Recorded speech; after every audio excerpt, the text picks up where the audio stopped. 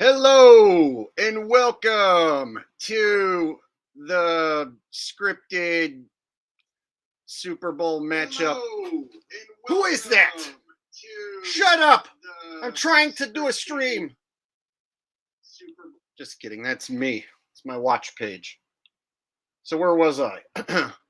Welcome to the Super Bowl matchup pick'em stream. I'm your host, Jake. All right, now that we got that out of the way, who do you guys think's gonna go to the Super Bowl?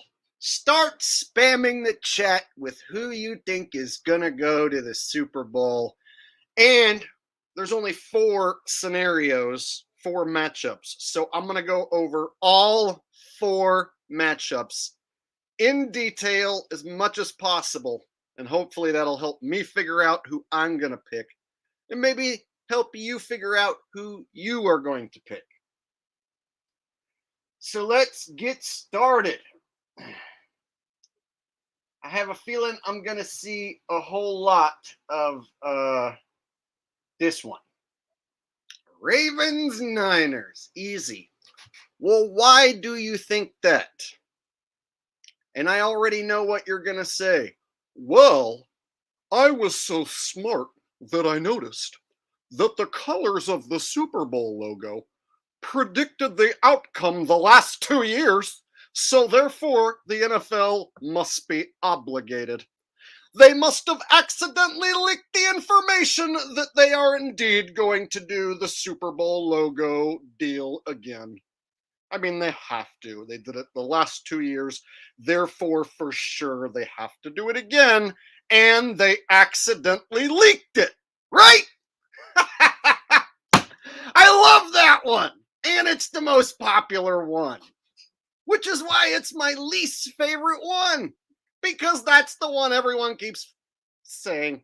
It's almost like there's 100,000 robot accounts who show up to my page and go, the color of the logo, purple and red and Niner and Raven, because logo says so. Okay, here's why I think you might have a problem. They've been running with that viral on social media for over a month, before the playoffs even started. That was already a viral pick. So, you really think they're going to let you bet both outcomes at plus odds and make guaranteed money? Do you? If you do, go bet both outcomes right now at plus odds, and you're guaranteed to freaking win. You can't lose. You can go bet Niners beat Ravens right now, and you can bet Ravens beat Niners right now. You can bet both sides, and the odds are so good that you'll win money even if you lose one of those 2 picks, right? Would you like me to show you? So, we'll start with Ravens Niners. Let's start with the Ravens and the Niners, and let me show you a little something if you like that pick. You got Ravens at plus 140. Ravens at plus 185, Niners at plus 140. So the odds makers are favoring the Niners over all the other teams. See that? Niners are the team expected by the odds makers to win. And if you think it's for sure a color-coded Super Bowl, you can right now put $100 on Ravens to beat Niners at plus 275. And you could put $100 on Niners to beat Ravens at plus 275. And as long as you get your color Super Bowl correct, you're guaranteed to win money. So do you think they're going to let you guarantee to win money? Do you think they're going to give you color-coded Super Bowl this early and let tens of millions of people figure this out and go bet both sides and be guaranteed to make money? Is that what you think is really going to happen? I don't. But good luck to you if that's what you think. So I'm just going to throw it out there that I hate Ravens versus Niners pick. We saw it already on Christmas, and they were replaying the old Super Bowl before the game, planting the seed. The seed has been planted all over social media and has been trending, and I still get people coming here telling me that it's going to be red team, purple team. Well, throw your life savings, split your life savings in two, and put it on Ravens beat Niners and Niners beat Ravens, and you're guaranteed. I personally am not going to do that. But if you love that pick so much, by all means, go get your guaranteed money.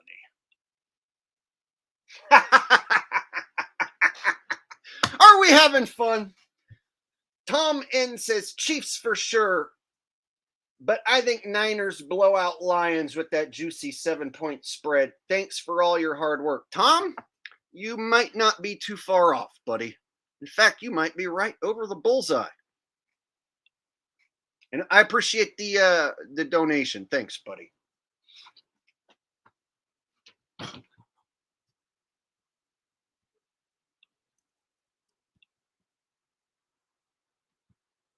What does that mean? Well, that means you get almost triple your money, basically. So if you bet $100, you'll win $275. And you'll get your $100 too back. You see what I'm saying?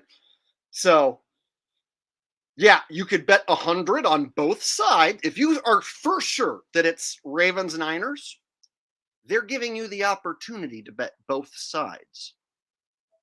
As long as you want to pick that exact matchup and guess the winner, you can go do that. But if they don't do that matchup, you're going to lose both those bets. See how that works? Just showing you guys. Niners are the favored team to win the whole thing. Second are the Ravens. Believe it or not, the Ravens blew out the Niners, and if they get matched up in the Super Bowl, the Niners will be a 1.5-point favorite, which doesn't make sense, which would get people to overreact and bet on the Ravens, and then the Niners would win. That one's easy cheesy. They ain't going to do that, in my opinion. That's too easy. Ravens versus Niners. They have Niners be the 1.5-point favorite. All the Ravens fans scoff and throw a fit because they won the game on Christmas. And then the Ravens are the public money favorite, and then the 49ers win. That's too simple.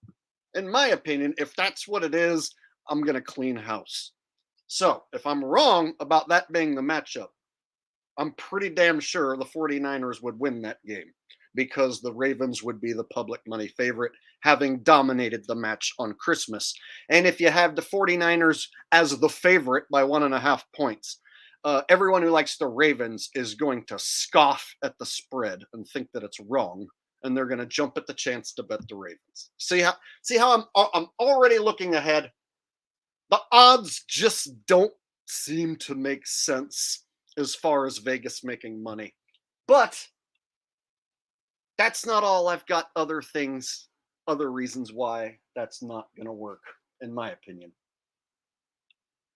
So let me show you guys a little poll that I ran. And on my channel, it's mostly all people who know it's rigged and scripted. And so I ran a poll today in the community section asking what you guys think is going to be the matchup. And I'll show you guys the results. I haven't looked at it in a little while, so we'll see what it says. So I listed all 4 of the Super Bowl matchups and let you guys vote in the community section. And it already got like a couple thousand votes. 1.4 or 1,400 votes. And a clear consensus, Ravens and Niners. And my audience knows that it's scripted and rigged, and they're still picking Ravens and Niners. I don't know, guys. Don't know about that. Which ones are the least picked? Those are the ones I'm looking at.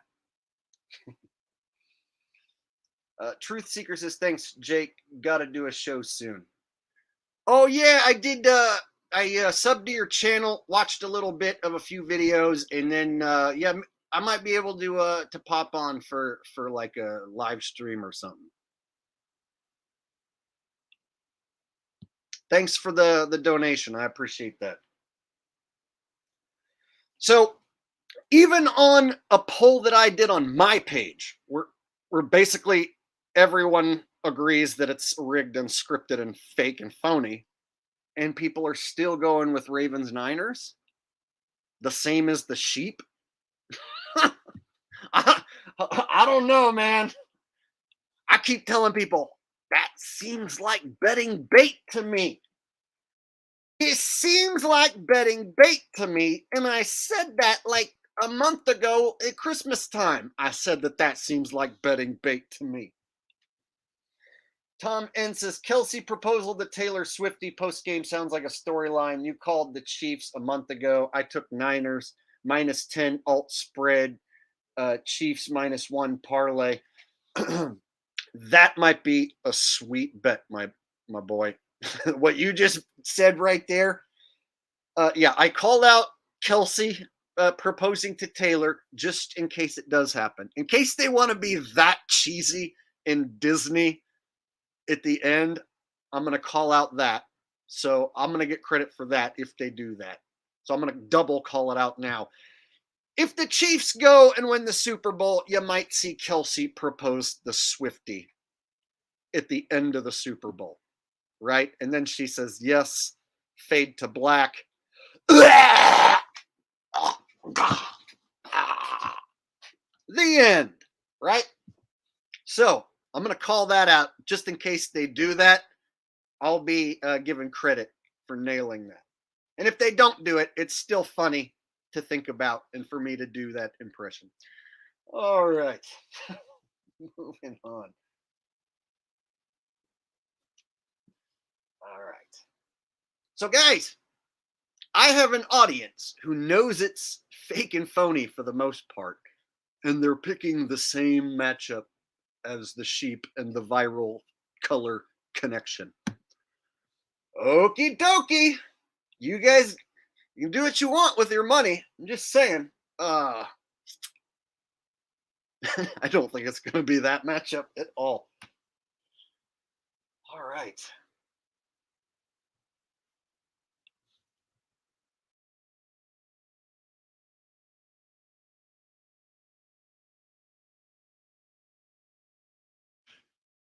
All right, so we'll go on to the next matchup. And I'm going to write down a few like things I like about each matchup along the way. But the one I like the least is the Ravens and 49ers. We already saw it. The Ravens won big. So let's move on to the ones that are less popular. Like, I don't know. We'll go over to Ravens versus Lions. Is there anyone here who likes Ravens versus Lions? What do we get? Goff versus Lamar? Yeah. Is that enough to move the needle? The first Super Bowl in Vegas, Lions, Ravens. They did that matchup earlier in the year. I forget what week it was, week 4, 5, 6, whatever. And like week 5 or 6, and the Ravens blew them out. I remember because I got that pick right. Everyone loaded up on the Lions. And I was like, I don't know if everyone wants to pick the Lions. I guess I'll pick the Ravens. And then the Ravens smashed them. So they did run that matchup already. And the Ravens smashed the Lions. So if you're one of those people who likes that matchup, you have to think, are they going to have the Lions win this time? Is that going to be your thoughts? So there's reasons why I don't like a Lions-Ravens matchup, and it's because it doesn't seem to move the needle ratings-wise. It doesn't seem like Vegas and the NFL are going to get together and be like, hey, what's going to make the most money? Lions, Ravens. All those people from Detroit and Baltimore coming into town. Eh, So, from a business standpoint, if you're going to script it and you want to make the most money, does Lions, Ravens sound like the right pick? I don't know. It doesn't have the ring of Super Bowl to me. Ill Subliminal says picking the Ravens and Niners on your poll, reverse psychology, so people won't turn the tide and move the needle of the script. So people won't. I just don't like that matchup because of the fact that you can go bet both winners in that outcome and get guaranteed chance to make money if you get those two picks right. And those are the favorites. Seems too good to be true, but I could be wrong. Maybe they're handing out guaranteed money at plus 275 a pop. And you can just go hammer both those sides. And as long as the Niners and Ravens take care of business, you're going to be guaranteed to win. All they got to do is just have one of those games not go down like you think, and then they take both those pots. You see how that works?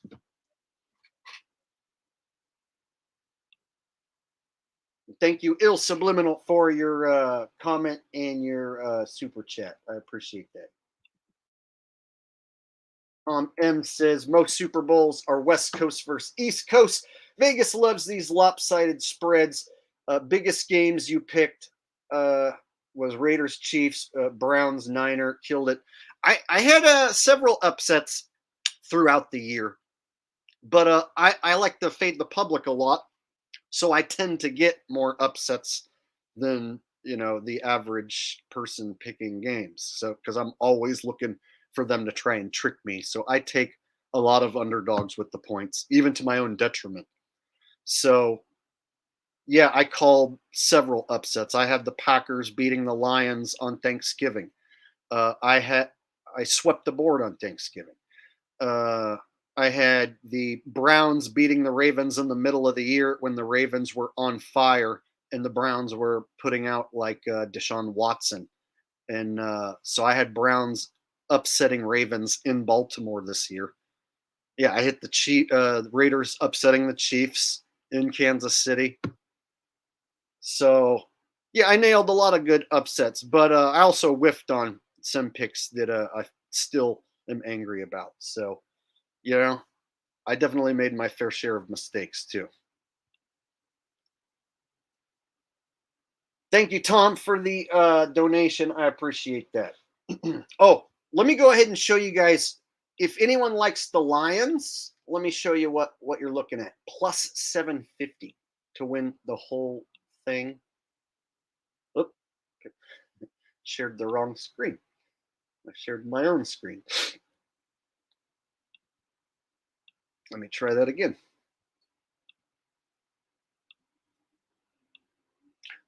Here it is. Lions plus 750.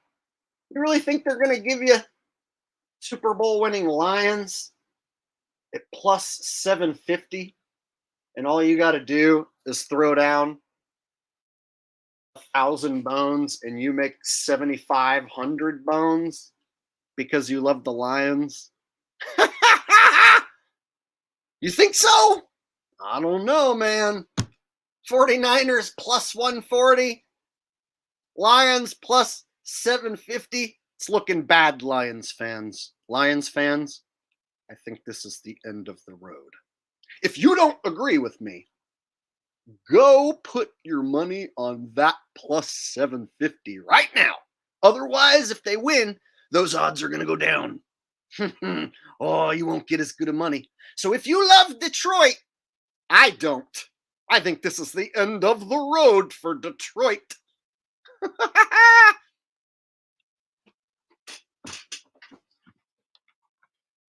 Clown Trades with a donation says, took a future 10-1 on Chief when you put out Taylor thesis. What are your thoughts on the public on Chiefs right now?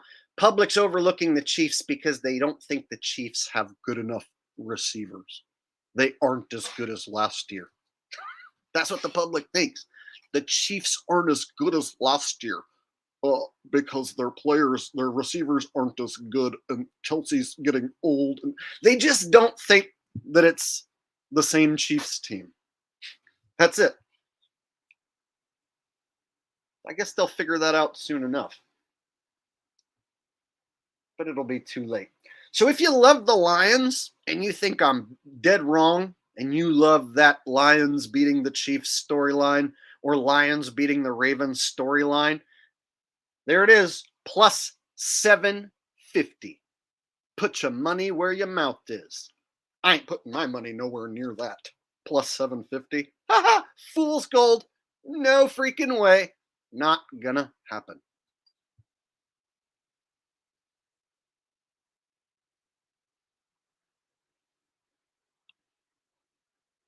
So people wondering what those numbers mean. Those are the numbers to win the Super Bowl. And if you put any bet down, it'll spit out how much you're going to win. So in this case, $1,000 to win 7,500. You get your $1,000 that you bet back. Pay out 8,500 for the Lions.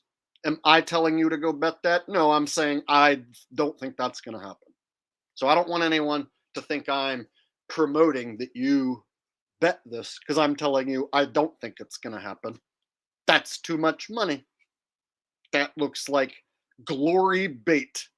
The Lions win their first Super Bowl and I get to win all this money because I bet it's 750. And then they get their ass handed to them and it's all over. Thank you, Clown Trades. I appreciate that.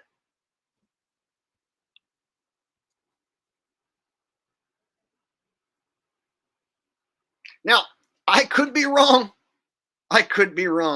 Maybe this is the year they lick the Lions. I don't want to say the wrong thing.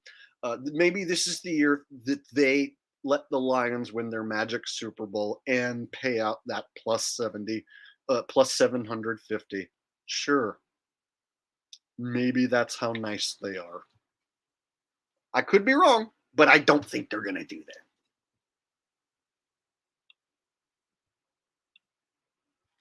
All right. Tom says they build up Cowboys every year, big money bettors, just to jerk the rug. I should have known better. You called Baker winning a playoff game. No, here's what bothers me, dude. I called Baker winning a playoff game early on, way before the playoffs, back in like week 9 or 10 or something.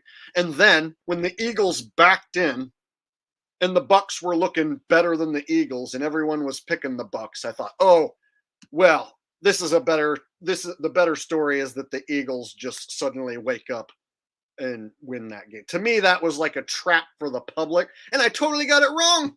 So I changed my own thought and like, oh, well, Baker's not winning this. The Eagles are the better draw, and they had them back in.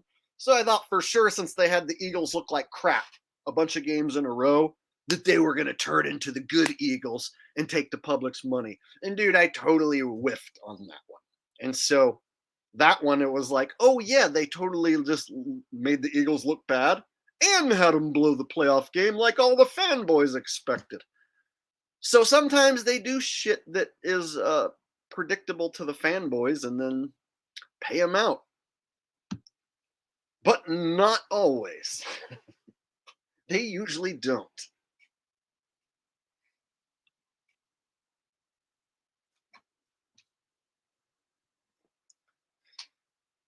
All right. So, Ravens versus Lions. It's like you got Detroit people and Baltimore people going to Vegas. All right, how much money is that going to make? And then if you were to say, okay, now sub out 2 other teams like, I don't know, Chiefs and Niners, how much is that one going to make Vegas? See what I'm saying? So I look at it from a money-making standpoint, like, who does Las Vegas want in Las Vegas? The sports books are in Las Vegas. This is the first ever Super Bowl in Las Vegas. What's their plan? To make a whole lot of money. That's what they do in Las Vegas. They take your money. So whose money do they want to take? And who can they get the most from? Can they get the most from Detroit and Baltimore? I don't think so. I think there's another matchup where they can squeeze the mostest money. Tom M says that Eagles Bucks game smoked all my parlays. The way they had them back in, I went back on my own Baker Mayfield winning a playoff game prediction and was like, oh, the Eagles, of course. They had them look so terrible. They have to win this one. Yeah, dude. That one disgusted me so bad that I didn't even make a pick video last week. And then all the games went down exactly like I thought they would, which made me feel even worse. That's why this week, I'm looking for redemption. Looking for redemption. And it's only 2 games. And it looks like they set the public up for the big rug pull. And all I got to do is nail this week, and it'll make up for my terrible wild card week. So I'm looking forward to nailing it. But if I only get one team right, then people will be like, yeah, well, that's 50%. So that's kind of shitty. So you're kind of terrible. So I pretty much have to nail both of these ones. Otherwise, getting one team right, 50%, that's no big deal. And if I get both of them wrong, holy crap, if I get both of them wrong, I'm going to have to like change my name and like move into a cave and like never pick again, never show my face in public again. I'll be so ashamed, right? Never let it down.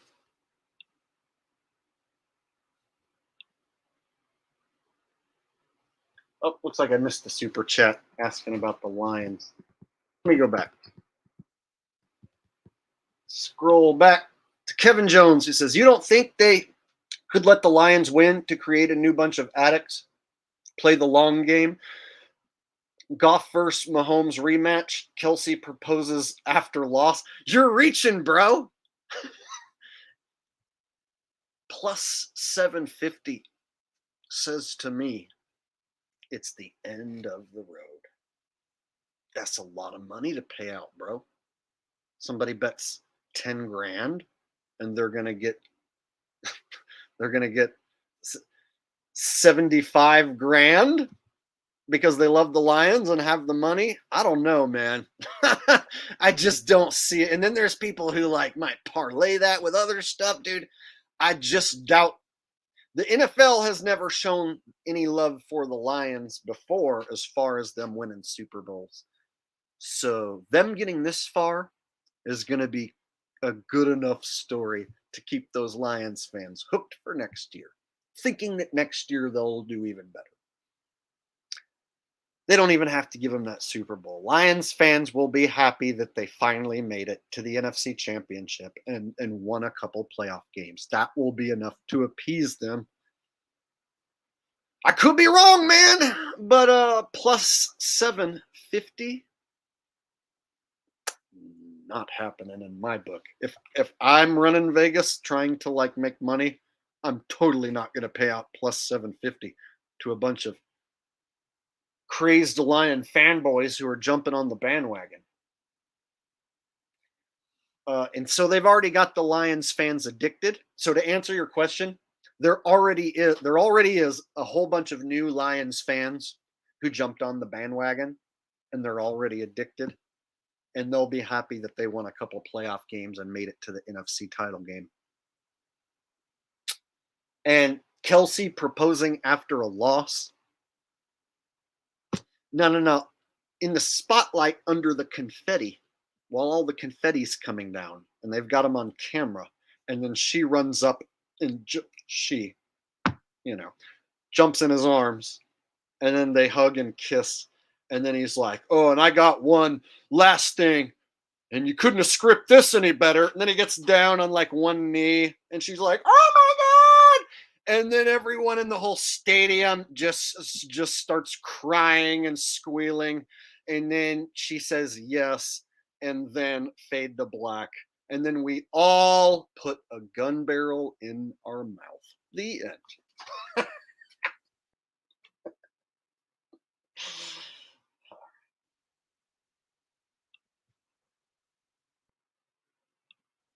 Dude, you can't write a better script than that. That's the best script anyone's ever wrote. And I know so because I wrote it. All right. Ill Subliminal says after the Lions beat Niners this weekend, that plus 750 will go down. Hell yes. So if you think the Lions are bound for Super Bowl glory, plus 750 is sitting right there. Put your money where your mouth is. You gotta lose yourself in the moment to own it, the moment to let it go. You only get one shot. Do not miss your chance to blow. Plus 750 comes once in a lifetime. Ooh. I bet Eminem's betting his money on that right now because he loves Detroit and the Lions so much. I'll bet you Eminem throwing down 100 racks on that. He's going to make 750K on that all day. Right? But that ain't nothing to him because he's a bazillionaire, right? He's going to lose himself in the music and the moment. He's going to own it. He's going to be there rocking his hoodie and his hat. Going to have the hat and the hoodie. Make sure that you can't see his face. Then you're going to focus on his weird facial hair. And then you're going to be like, dude, that guy looks like he's 30 something, but somehow that's like a 50-year-old Eminem. Okay, whatever. So there's some people who like a Eminem versus Taylor Swift bowl. So Lions beat the Chiefs in game 1. So are they going to do Lions Chiefs to end the season? Lions Chiefs to start, Lions Chiefs to end. The problem is the Lions won the first one, so that takes away that juicy upset. Nobody expected the Lions to win. Oh, but they did beat the Chiefs already. So kind of ruins that. Had the Chiefs won at that first game, then a Lions Chiefs rematch with Lions winning maybe makes sense. Or if they had not played already. But the fact that the Lions already beat the Chiefs and then they beat them again. It just doesn't have that thing that feels correct to me. That doesn't seem right. Lions, Chiefs, and Lions win again, and then they pay out the plus 750. No way. Don't see it happening. However, I do like Taylor Swift versus Eminem storyline. That's actually the most intriguing part of the whole stupid thing.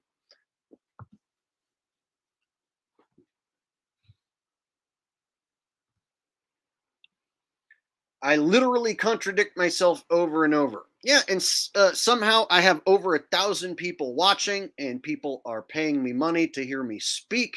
And you are just some stupid hater who I can make disappear in a second forever. So nice knowing you, Chump Stain. Have fun talking to yourself. You've been banned.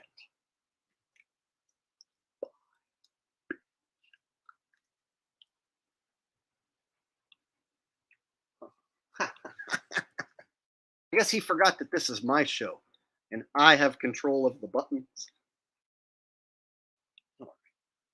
Tom N says, so many fanboys hate KC so bad, they won't bet them. That's a good point, Tom.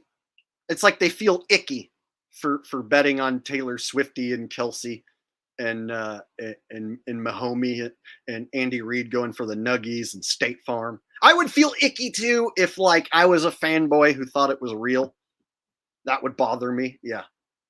Good call, Tom. They made the Chiefs almost out to be the bad guys this year, right? Like the heels in wrestling. I like it. Good stuff, Tom. See, I got a smart audience for the most part. There's only a few morons who will show up and say stupid stuff. But for the most part, I got a good audience who understands what I'm laying down here. SP8Man00 says the rigging has become so blatant that it's insulting. I notice now that the refs let plays play out, and then throw the flag super late if the desired outcome of the play wasn't what they wanted. If they want to make sure to cover their ass both ways, they can throw that flag and then get together and have like a conversation, and then be like, let's just pick this one up. Or actually, they'll probably get the call from New York or wherever in the earpiece. It'll be like, pick this one up, and then they'll just be like, there was no penalty on the play. You never used to see that, like in the 90s or whatever. You rarely ever saw them pick up a flag and say there was no penalty. But now that's like common. They throw a flag, and then it's like, oh, everything went down like we needed it to. There was no penalty on the play. We accidentally dropped a flag on the ground. Our bad. Game on. Yeah, gotta love it. Thank you, Spateman00. I appreciate the super chat, buddy.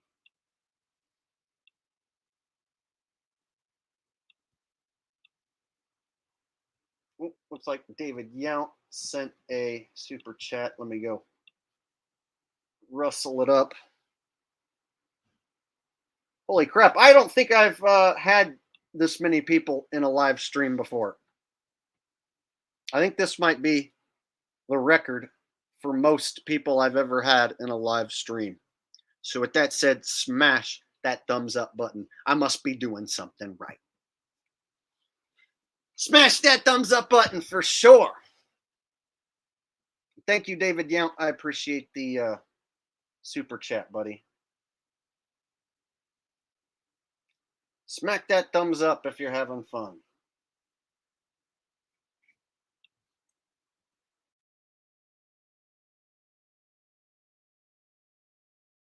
And Tom says my favorite flag penalty on both teams offset. Yeah. Both teams did something wrong. Just replay the play. Yeah. And see, there's still people saying, oh, it's not rigged or scripted. It's just the refs who control the outcome of the games. Like, that's the only way it's rigged. The players aren't in on it. That's the dumbest argument, that it's only the refs. Like, you can see during a beatdown, when one team's clearly beating down another, that the team getting beat down is purposely missing tackles all game long and purposely losing. But people will be like, no, that game wasn't rigged. It's only rigged by the refs. The refs are the one. No, it's like, I can see the players diving and whiffing at each other's feet and then taking out each other's teammates. So you can't have 5 missed tackles and dudes taking out each other's teammates on the same play and then tell me it's only the refs. So I still get people showing up, well, it is rigged, but not like this guy says. This guy says the players are in on it. No, it's only the refs. Oh, sure. So the refs are the ones throwing into double coverage on purpose? The refs are the ones diving at guys' feet, whiffing, landing on their face, rolling into their teammates and taking out their teammates. The refs do that? No, it's those players playing pretend football. So I'm picking my games. I'm deciding the script in my head based on it being fully scripted, all the players involved, the whole thing totally phony, full of baloney, 100% rigoroni.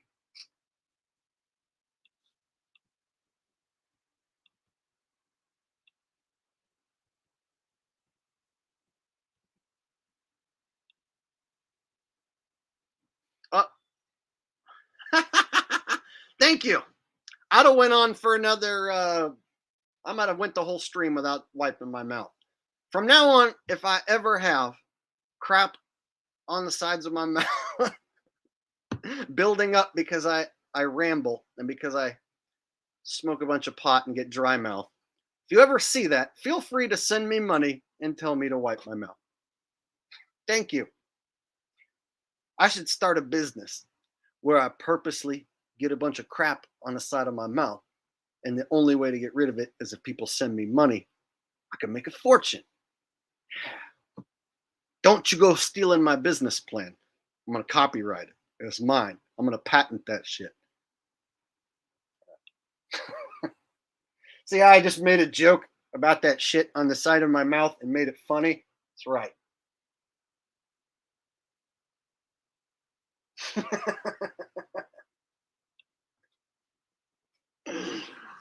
Oh, man. There you go. Send me money and I'll wipe my mouth. Ah, it's my new business.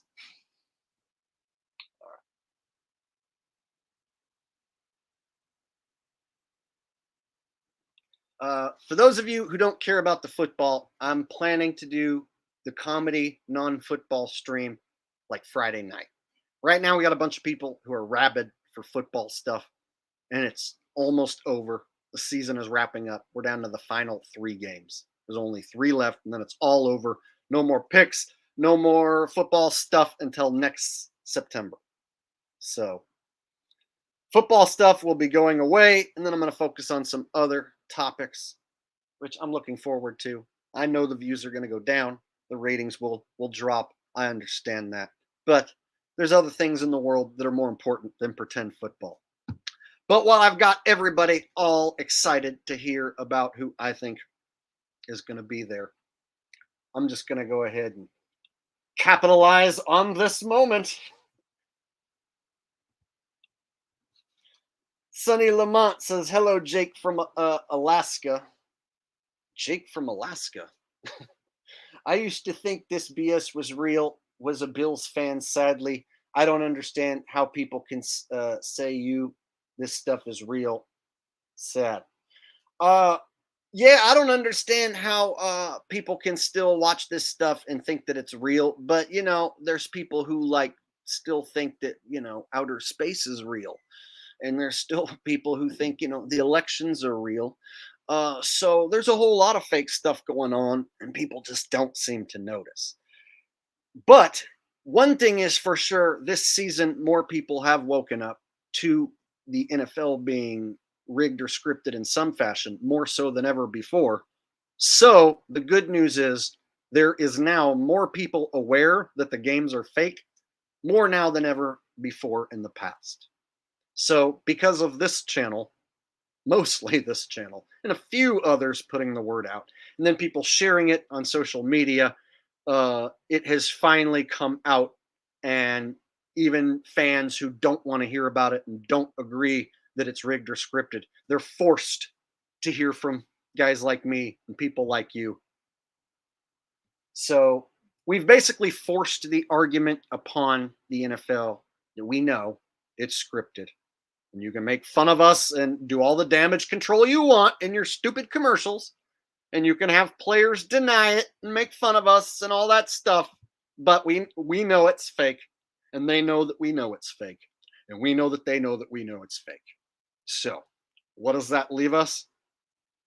Leaves us 4 matchups that they're going to try and trick us on, even if we know it's fake and phony. They know that we know that it's fake and phony. And they're going to want to trick us, even though we know, and they know that we know.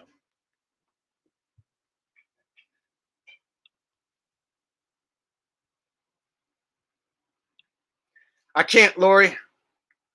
I don't have a script, and I just say what's on my mind, and it just happens naturally and organically.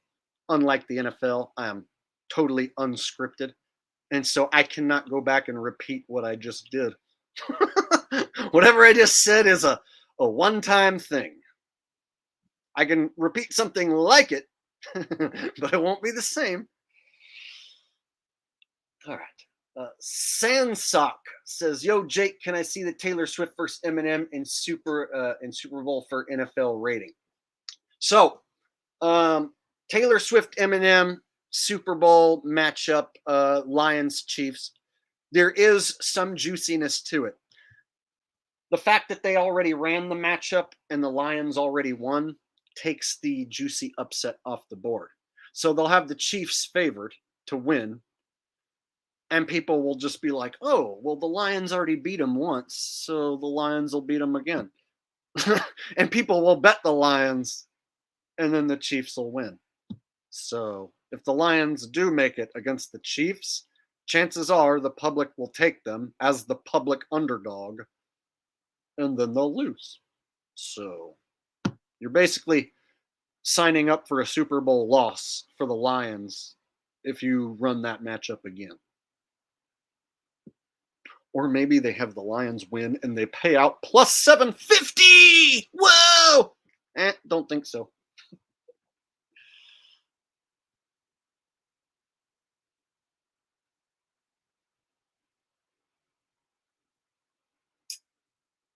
All right.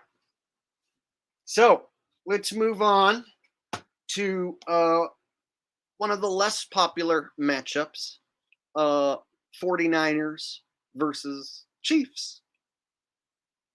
What do you guys think of that one?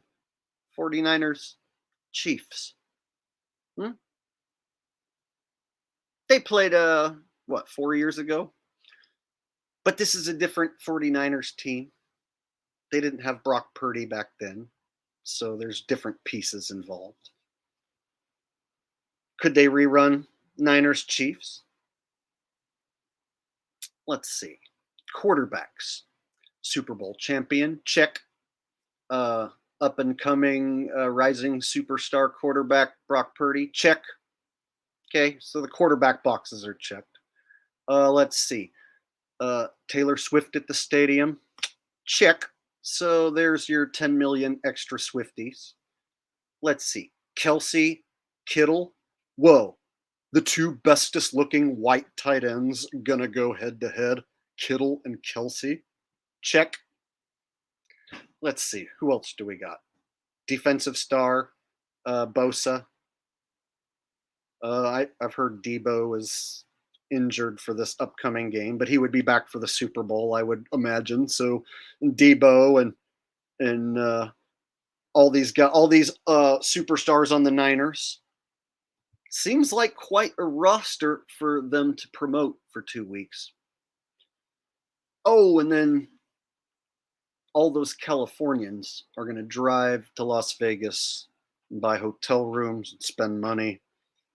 Seems to me the 49ers have a big fan base. The Chiefs have a big fan base. They would have no problem filling every single room in Las Vegas. Who does Las Vegas beat the most? Do they beat Californians the most, or do they beat all the rest of the states who travel over? Look into it. The reason Las Vegas thrives is beating Californians. And so, in my book, California is going to be involved because that means Niner fans are going to go to Las Vegas. They're going to book rooms. They're going to make bets. They're going to buy tickets. Do you know the sports books in Las Vegas are charging money just to watch the Super Bowl in the sports book? Imagine paying to watch the Super Bowl in Las Vegas in a sports book. You know what they're charging? $200, $300, $400, $500 just to watch inside of a sports book. Not even go to the game, just watch it inside of a sports book. Are you going to fill up every single room in Las Vegas without California involved? I don't know. I know that there'll be people from Baltimore and Detroit who will come support their team in Vegas, but the Niner fans will flood over in droves more than any of the other fan bases. Guaranteed. So, I feel like California's going to be involved because that's where the money's going to come in. So,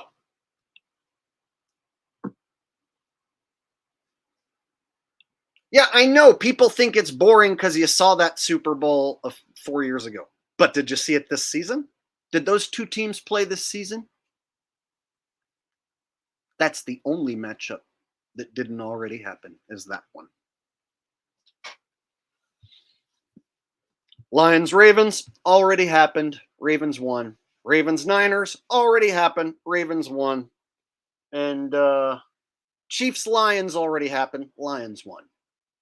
Niners Chiefs, that one didn't happen. 4 years ago, but that's a different Super Bowl. Would they replay the same Super Bowl?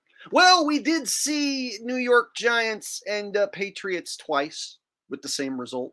Twice. So, meh.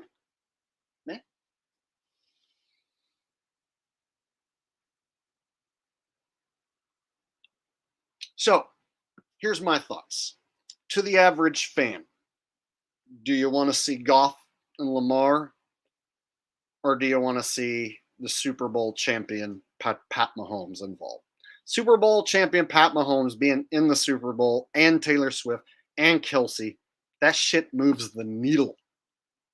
You think the NFL wants the most people watching or the least people watching? Do you think they want the most money or the least money? Kansas City being involved gives you Patrick Mahomes, the defending champions, defending their championship in Las Vegas. And the Niners give you your up and coming quarterback in Purdy. You got your superstar roster on the 49ers. It checks all the boxes, basically. And then the money.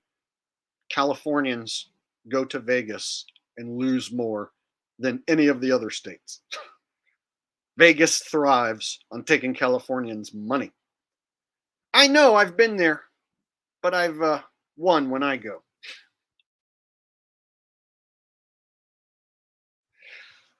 Okay, if Niners lose to Mahomes again, people will be mad. Yeah, but tough shit. They'll keep coming back. Here's my thoughts is like the Bills lost 4 Super Bowls in a row and they keep coming back and getting their heart ripped out. So the Niners had, their Super Bowl wins. So if they take some lumps, big deal. And you know what? They have such a stacked team that they could go right back, the very next year or the year after. You know what I mean? Like Purdy looks like he's being set up to at least win one championship. Maybe he'll be like a Drew Brees type at some point and get to break through and win one. Maybe he's able to be Peyton Manning level and win 2. But I feel like Purdy is eventually going to win one. I just don't know if it would be this one. My guess is with the Niners being the favorite against anyone and all the California money that's going to hit the table, the Niners are going to be the public money favorite. That's what I see. Big public money favorites, especially in the Super Bowl. All right. Spateman says star players conveniently have injuries to make the sorrier teams look juicier to bet on. In this case, Debo, Detroit +7. They're begging to take the Lions. No way they win. In my book, probably looking at a close game and a blowout. Which one's most likely to be the blowout? Hint, hint. That one. So first game's going to be close. And in my book, the Chiefs sneak past the Ravens. So you already know the spread winner of that one. And then you go into the next game and people are like, oh no, the color-coded Super Bowl's not going to happen. I guess it's going to be the Lions. Late money comes in on the Lions when people realize it ain't going to be no color Super Bowl. And then the Lions get trashed by the Niners. Niners head into the Super Bowl as the favorite. Seems like that's the way it's written to me. Now, I could change my mind. I haven't made that official, but I'm going to wait a day or two and see what the talking heads say and see all the money that comes in. But right now, seems like it's all falling into place. Niners, Chiefs, whether you want it or not.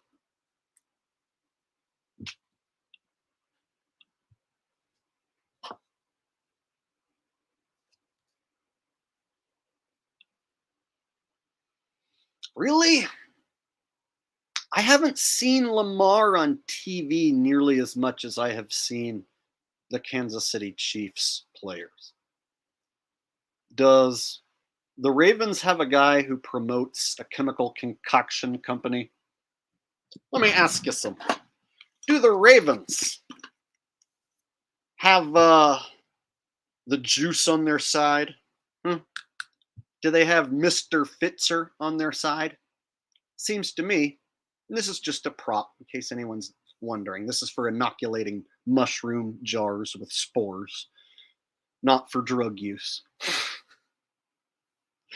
So if anyone's wondering, which team has, the most endorsement money, which team is on TV the most? Well, I see Andy Reid on TV. I see Mr. Fitzer on TV. I see Mahomes Mahado, most valuable bundler on TV. I see Andy Reid going for them nuggets, them nuggies. But I don't see Lamar. I don't see Odell Beckham. Not Odell Beckham.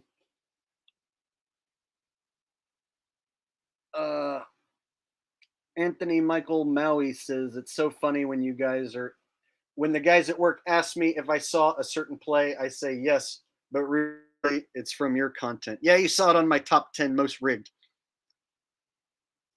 So I just don't see the Ravens players getting any attention on TV as far as like big endorsement deals. Furthermore, I just don't feel like Lamar is marketable the same way a guy like Purdy is marketable. That's just my opinion. I think overall there's more money to be made on a quarterback like Purdy than there is to be made on a quarterback like Lamar.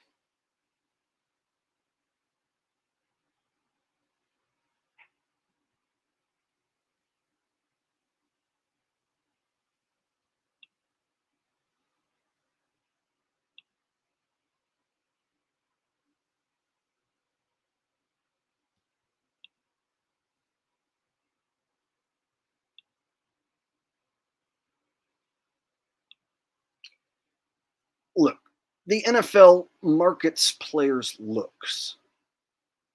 Sex sells. Looks are worth money. Do you think it's an accident that Kittle and Kelsey are the best white tight ends in the world and there's no black tight end who can compare? And they just so happen to be studly looking fellas. One of them happens to be Mr. Fitzer and endorse a chemical concoction. And he's dating Taylor Swift. And he gets left wide open over and over and over again. Wide open. Must be because he's so good at football. Right? Travis Kelce is so good at football, he got a deal from a chemical concoction company because he's so good at football. And Taylor Swift fell in love with him because he's so good at football. He gets wide open all the time because you can't cover him because the guys know he's so good at football. You better just let him run and get his touchdown. He's going to get it whether you try and cover him or not. Just leave him open. Man, it's crazy how there's no ugly guy who plays tight end, who has that sort of ability. So if you're born black, don't you dare have a dream of playing tight end in the National Football League and comparing to Travis Kelce or George Kittle, because the NFL definitely has a thing for white tight ends. Why do I bring race into it? Because they bring race into it. They want to end racism. Meanwhile, they promote white tight ends as greatest ever, unstoppable. And they just so happen to be studly looking fellas. Isn't that awesome how it works out like that? You get a great fella who happens to be awesome at playing tight end, and it just works out perfectly for the NFL. Yeah. He's not black and ugly. No, he's white and studly, which translates to selling more jerseys, more merch. But that's all just pure luck. He just happened to be that good looking and that talented and had the business savvy to team up with a chemical. Oh, wow. I could see why people worship and idolize these fellas, making so much money and all. SG says grocery store eyes, or at grocery store Travis and Taylor on a magazine. Yeah, I know women have bought into it because my aunt is like in her 60s and my aunt loves Taylor Swift. My aunt watches TV and she's a sheep. I love my family, but they're sheep, all of them. Every one of my family members sheep. And so my aunt loves Taylor Swift, even though she's like in her 60s. She's still like as a fangirl of Taylor. And I was like, one time I said, when I was over there for Christmas, I said, yeah, the Swift and Kelsey relationship is a business relationship. I don't think it's real. And she scoffed. Oh, she wouldn't do that. She has enough money. She wouldn't need to do that. No, they love each other. It's for real.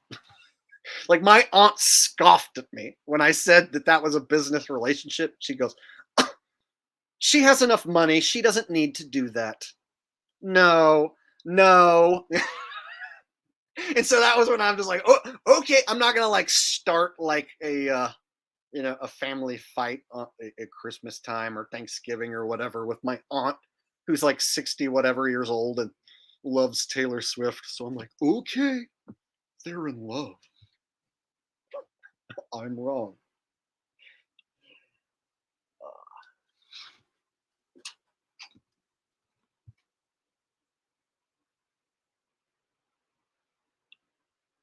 Yeah, she like went and watched the Taylor Swift movie. I guess she made a movie not too long ago that was like in theaters or something for the fans. I don't know, but she like went to that and then like I know she listens to the songs and stuff. So like my aunt listens to those like pop radio stations that play new shit, and it's like I'm more of an old fogey in as far as music goes. Like I'm like, this dang new music sucks. I only like old music. I hate today's new music because it's satanic and it's bad and it hurts my ears and I hate it. Right. So I'm basically like an old fogey when it comes to music. I only like old rock and roll and old stuff from like 60s, 70s, 80s, 90s. Right. And then my aunt, she's like in her 60s and she listens to like all the pop shit and loves it.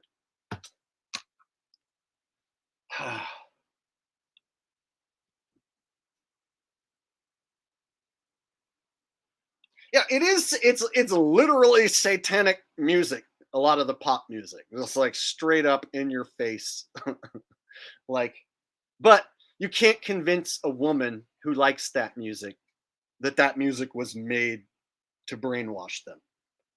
You know what I mean? Like a Lady Gaga fan who likes to like shake her ass and twerk the Lady Gaga music. If you're like, that's not really a lady, and that music was made by other people, not her, and she's just out there just pretending as if she created that stuff. They don't want to. They don't want to hear it.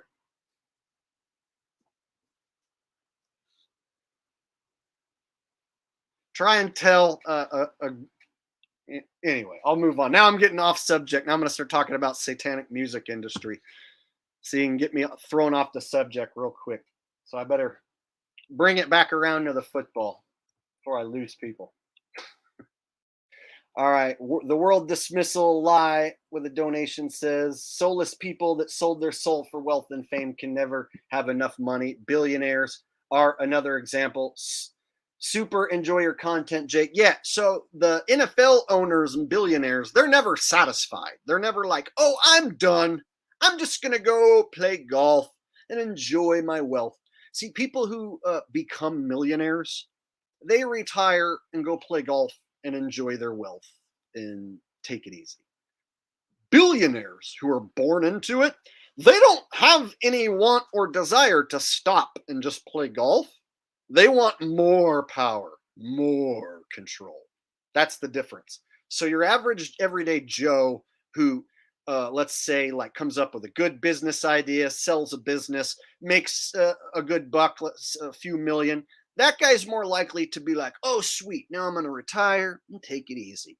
But like a billionaire, that's an entirely different mindset. They don't stop, and instead they like transfer that power to the next in line, and it just continues, and the machine just gets bigger and more powerful. And then at one point, the machine intertwines with the government. So if your business ever gets too big and successful, the government comes along and scoops it up.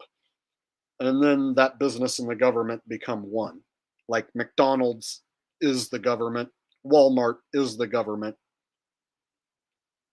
So once your business becomes so big, then it just becomes fabric of the government.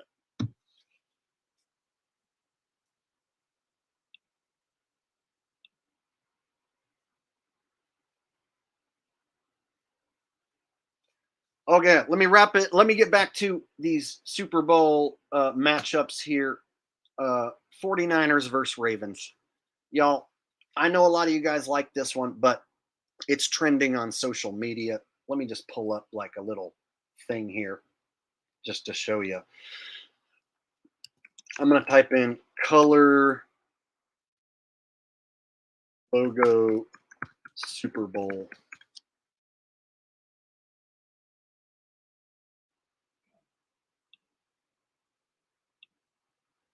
And I'll just show you just with a basic Google search, like how popular this is.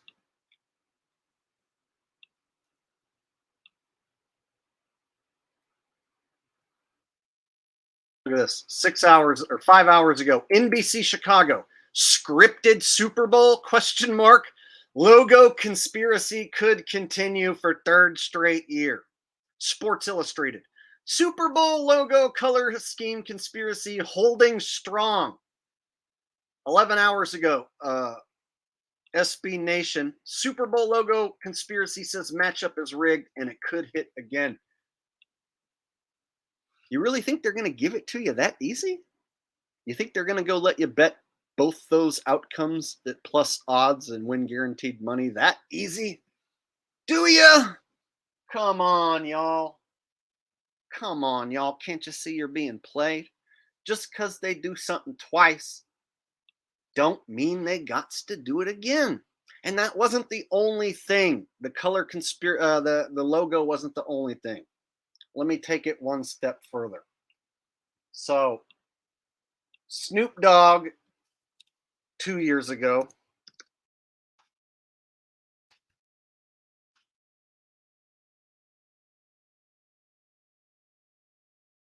pull this up. Snoop Dogg during the halftime show 2 years ago, if you really want to take it this far, comes out in Rams colors. And then the Rams go on to win the game. Okay? So, let me stop that one. Pull up the next one. Rihanna, Super Bowl performance. What was she wearing during the halftime show? Let me pull it up and show you. Red. So Rihanna wears red. Chiefs win the Super Bowl. So Usher's going to come out wearing something. Is what Usher wears going to predict the winner? So if Usher comes out with a white shirt and gold chains, and then the Niners, let's say, are wearing their white and gold jerseys, does that mean Niners win for sure? Because Rihanna, Snoop Dogg? Are you going to throw your money on the line thinking they have to do it again? Because they did it twice, therefore they must do it again? Seems to me you can do something twice and then not do it again the third time. Right? So they could, and if they really want to, they could have Usher come out wearing, let's say it's Lions Chiefs, and Usher comes out wearing blue, and then have the Lions lose. You see what I'm saying? So if they really want to, they could throw you off with the halftime with whatever Usher wears, because they did the color conspiracy with the Super Bowl performers, right? So it wasn't just the logo. So I'm here telling you, yeah, I cashed in on that last year. I saw Rihanna come out in red. I bet the Chiefs when they were losing last year live. I made a little bit of money on that. Do I trust it this year? Hell no. Usher coming out wearing white and gold chains. And so I'm going to bet the farm 49ers for sure if they're wearing white and gold. I don't know, man. Seems to me they could totally pull the rug right out from under my ass with that move and just have them lose, right? Right? See? So I'm paying attention. I know what's going on. I see their tricks and their moves. I'm trying to stay 2 steps ahead of them at all times. Tom M says the logo revelation was put out by the same folks that are rigging it. Everyone that knows of the logo BS is dropping their life savings. Bro, do you remember last year during the 2-week period before the Super Bowl, it was leaked that the Eagles were going to win by 3, and it was like 38-35 Eagles. And people were like, they accidentally leaked it. Eagles by 3. And I was like, you think that that's like, are you really that dumb that they're just going to like, you think it's accidentally leaked and they're going to do that? Yes. And so there were people that were like, Jake, they leaked it. Eagles 38-35. And I was like, okay, now I for sure like the Chiefs. So when they leaked Eagles win, oh man, I was like, that's Chiefs. So last year, the indicators for Chiefs before the game started, they leaked it for the Eagles. That's one. And then State Farm Stadium, red and white, right? And then the Chiefs colors, red and white. And Patrick Mahomes has a deal with State Farm already. So everything seemed to line up really perfect with that last pick. I don't know if it will be as easy this year, but I'm trying to find things that'll line up. And I know they could just as easily purposely make stuff not line up this year. Here's another reason why I don't like the logo Super Bowl. All you crazy conspiracy kooks who think that it's scripted were wrong because the color conspiracy didn't happen. See how that works? Oh, all those crazy weirdos who think that the NFL is rigged and scripted said that it was going to be a color conspiracy logo matchup with the Ravens and the Niners because of purple and red. But it wasn't. It was Niners and Chiefs. So therefore, the NFL must not be scripted. And all those people are crazy. See how that works? Oh, so guess what? I'm not gonna choose the Ravens and the Niners because I already see what they're gonna do. Only people who think it's scripted and rigged believed that it was gonna be a color conspiracy logo matchup, and they were wrong. So therefore, NFL not scripted. Ha! You're gonna play us for fools. They're gonna try, but I think I'm on to them. I think I've got them figured out. Tom says McCaffrey is going to be the first 45-year-old running back. Oh yes, the little white running back who could. More powerful than Jim Brown or Eddie George or or the bus Jerome Bettis. Yes, McCaffrey is the most powerful little white man who ever existed, and guys are too scared to tackle him. So they just dive at his feet and try and take a sniff on the way down. That's what they do.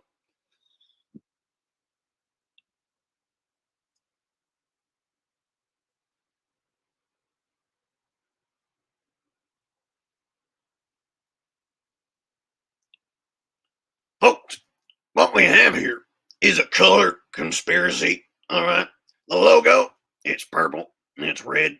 And everybody knows that if the logo is purple and it's red, then the NFL is inclined. They must do it a third time. So I'm gonna bet all of my male enhancement protein powder on the game. All right. Not only are they turning the frogs gay, but they're turning the players gay too. And I think that's good news.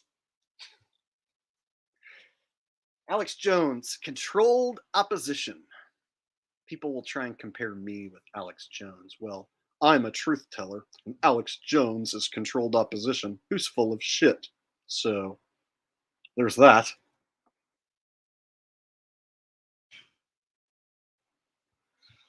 Tom says, by the way, there is people on Insta using your script vids. Yeah, I figure there's going to be a bunch of copycats next year. So there's going to be probably 20 dudes who are like, yo, I'm the dude who thinks it's scripted, and I'm here to pick the games. Yeah, man, it's all fixed. So I'm pretty sure you're going to see like a ton of dudes roll with that because it worked for me so well. So you're going to see more copycats this next season. I'll bet you the NFL is going to plant dudes. You know, they'll be like Jake the Bungalow Hole, who thinks the NFL is scripted, who makes picks. You know,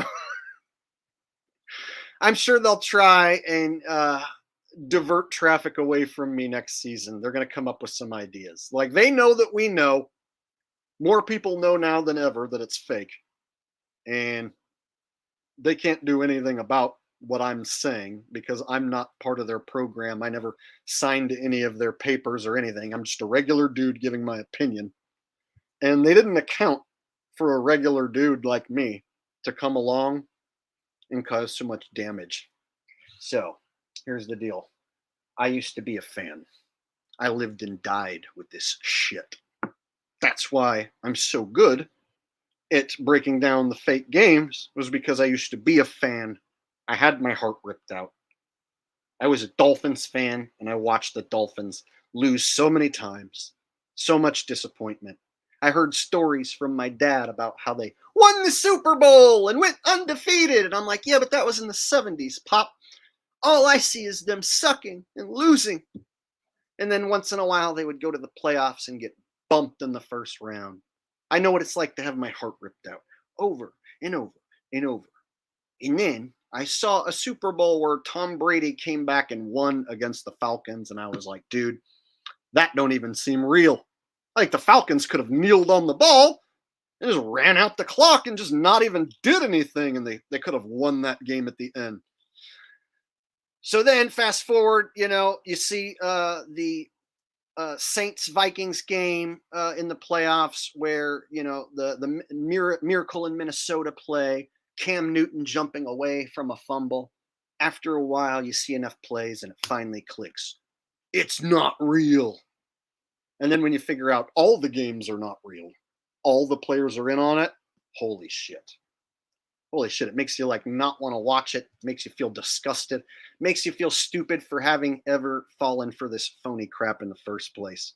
And so I was so angry about the fact that I gave up so many hours of my life, years of my life, to watching fake phony football, screaming at the television, being upset when the Dolphins lost. So now I get my revenge by telling everyone it's fake. This is my revenge to the NFL. I'm the guy who made it go viral that this shit is fake and phony. There's others who have said it, but none as loudly as me. No one's ever brought you the NFL being rigged and scripted at this level, and no one to this day does. That's why this channel is the number one NFL rigged content channel in the world. And it's not even close. There is no comparison with anyone else who does this. There's only a few other guys who even try and do what I do. So I'm personally getting my revenge, sticking it to the NFL by showing all the fake gameplay and pointing it out to thousands and thousands and thousands of people. And I've got millions of views on that content. And I've changed people's lives forever. People tell me, Jake, I used to think it was real until I saw your videos. Jake, I used to waste my time and scream at the TV until I saw your videos. This channel is single-handedly making a difference not only in people's lives, but causing damage to the NFL. Do you guys realize I pointed out that the receivers were using magnetic gloves and balls? So much so that they decided to drop it more than they ever have, ever. So this season, you see guys, dropping passes.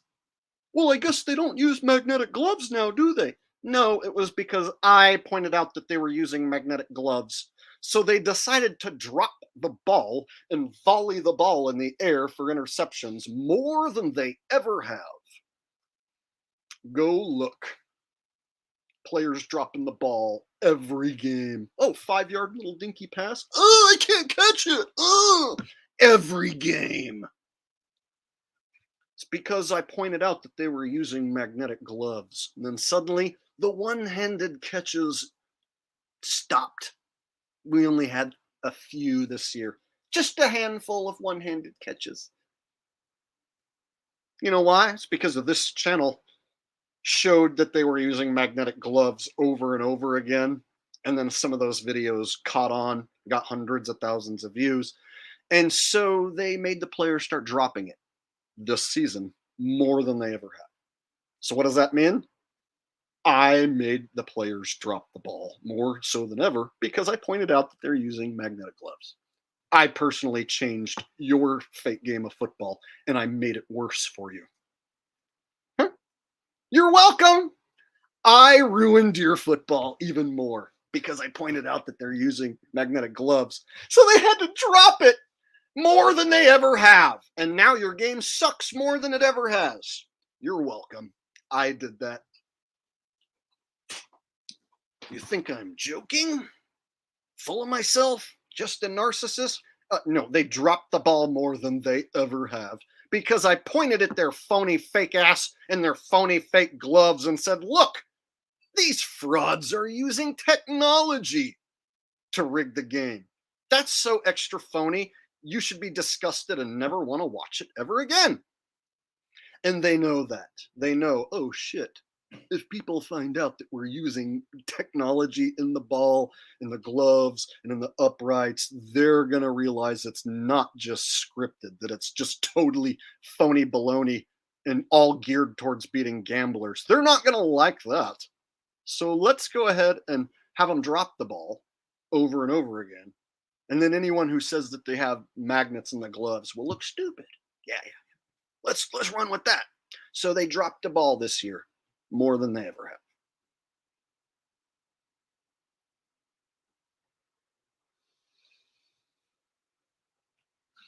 I've been on top of it all year. I'm the number one guy pointing out that the fact that there's technology in the balls and the whole thing is manipulated. So the only way to thwart me, the only guy standing in their way, drop the ball a bunch of times.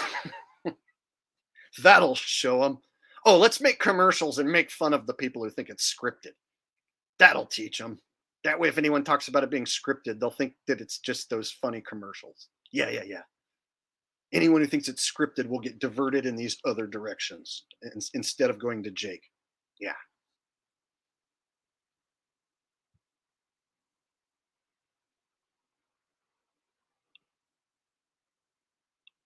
Yeah. Basketball is rigged too. I'm not going to cover it because every game I would just be like, that's a magnet shot. That's a magnet shot. That's a magnet shot. Basketball, they have tech in the ball and in the rims to where you, if they turn it on full blast, can sink half court shots one after the other. So if you had the tech in your hands and you're like, all I got to do is throw this at the hoop and it's going to go in. And they're like, yeah. And then you go, and it goes, you'd be like, holy shit. Then you would know every shot somebody can take control. And why wouldn't they? If money's on the line and you're a rich old dude who owns the league, wouldn't you want control over whether the ball goes in the hoopy? No, leave it up to chance so Joe Blow Plumber can make money. Or control it and have every single outcome and every basket accounted for. Yeah, I think they're going to do that one. No, they would never put technology in the ball. There's no such thing as magnets and rims. That's just preposterous. It's all 100% legitimate, and no rich guys ever tamper with any of the equipment. They just don't have any reason to do that. Yeah, I've heard all those stupid excuses. ZZM says, Jake, have you noticed the ball moving in zigzag pattern after being kicked for field goals? Yes, I've pointed that out all year long. It takes S shapes. You'll be indoors, no wind, no rain, no outdoor elements. And then the ball will erratically start twisting and turning right towards the upright and bang into the upright.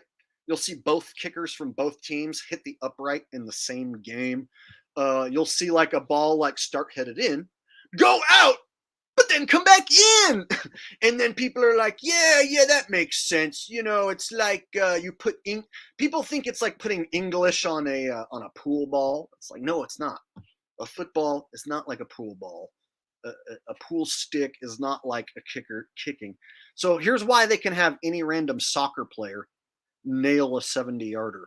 They can take any soccer player who's never even played high school football, never was a kicker on any level, and they can be like, we got a soccer player from Africa to come in, and he just kicks it, and it goes in.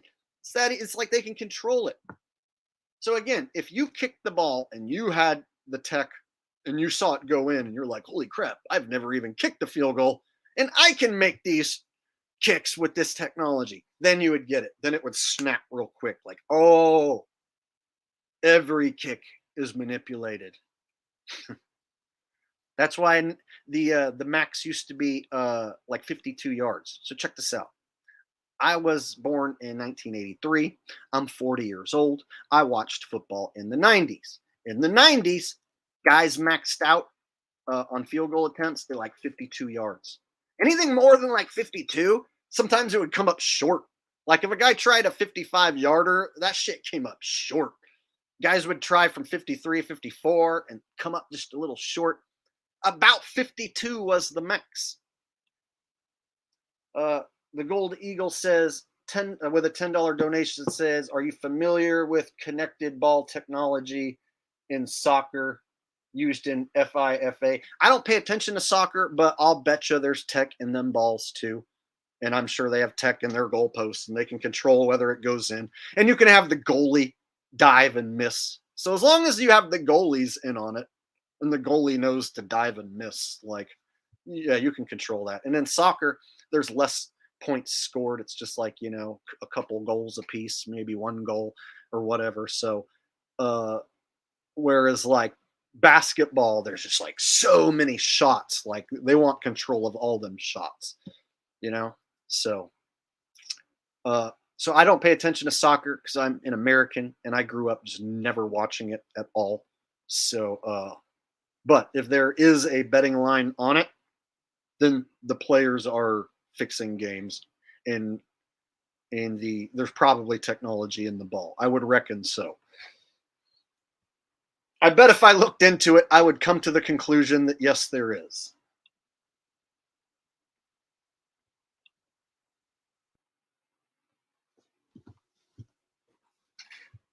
Okay, so let me get back to field goal kicks for a minute. So the max kicking was like 52 yards. And if you played Madden back then, the kickers in the games could only make it from like 52 yards. The best kicker in the game would max out at like 53, 54 yards. If you tried a 60-yard kick in Madden, it would miss every time, right? So the Madden games were set to where guys couldn't make 60-yarders. And then if you look at the stats, there'd be like one dude all year who could maybe kick one from 55 to 60 yards. That would happen like once all year. And the conditions would have to be perfect, like the wind at your back and the wind's going perfectly straight towards the field goal posts and everything goes perfect. And then you can maybe hit one from 55. And they're like, holy crap, that's the longest one of the season.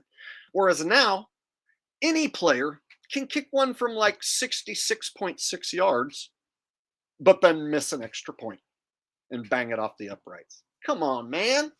Come on, man. So you're telling me since the 90s, guys' legs got so much stronger, and they started hitting the uprights like 1,000%, 10,000% more. See? So balls hitting the uprights happen like once or twice in an entire season. And now it happens once or twice every week, sometimes once or twice in a game. So all the balls hitting the uprights, that didn't used to happen. And guys kicking 60-yarders every week, that didn't used to happen. But it does now. What does that tell you? Players' legs got strong. And because they moved the extra point back, it makes guys hit the uprights a lot more. That's the best excuse they got. Whereas the truth, they're manipulating the kicks. They moved the kick back so that they could manipulate the score easier. You know, they miss an extra point. Oh, so now you lose the spread. You see how that works? So the extra point used to be an automatic 1 point, and they would kick that automatic 1 point every time. Go back and watch an old game. Touchdown, extra point. Touchdown, extra point. Like nobody would miss an extra point except once an entire season. Then they're like, oh, we can manipulate these scores way easier and beat sports bettors way more if we just move this kick back and have guys miss it more often. They're like, that's brilliant. So they move back the extra point try automatically. Oh, guys are missing extra points every week. 4-point spread. Ooh, let's just have one of these extra points miss, and then we can get it right there on that 4-point spread. See how it works? It's all for gambling purposes. They manipulated the rules and the kicks for their advantage to beat the gamblers. Why wouldn't they?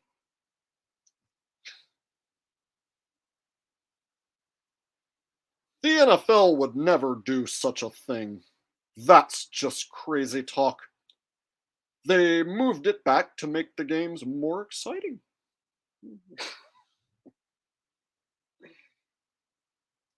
All right. Holy crap, we still have over 1,000 people watching. Smack the thumbs up right now. This is like the most people I've ever had watching my channel ever. So smack those thumbs up if you're enjoying yourself. And then I'm going to go ahead and check on my poll and see who people think is going to the Super Bowl. Let me pull it back up. For those of you who came in late, I did a poll in my community section. You can go there and vote right now and influence the voting right now. Let me pull it up. So we got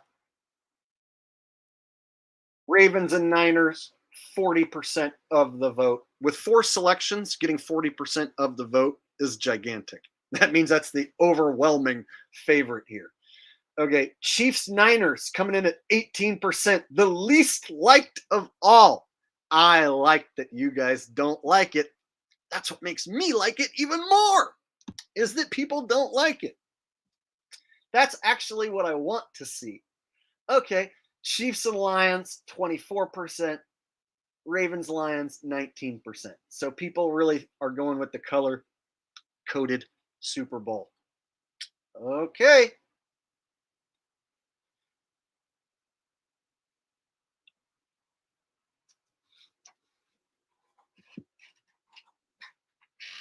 All right. And those of you who maybe showed up a little late, I'll go ahead and show you some of the betting odds and give you some of my thoughts.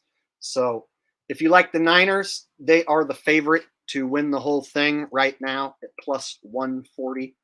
That means if you bet $100 and they win the whole thing, you get $140 and your $100 back. So that's the most popular. Second most popular, Ravens. So believe it or not, if the Ravens and 49ers meet in the Super Bowl, the Niners are going to be the favorite, even though the Ravens won the first matchup. Interesting. And then Chiefs at plus 360, the third favorite.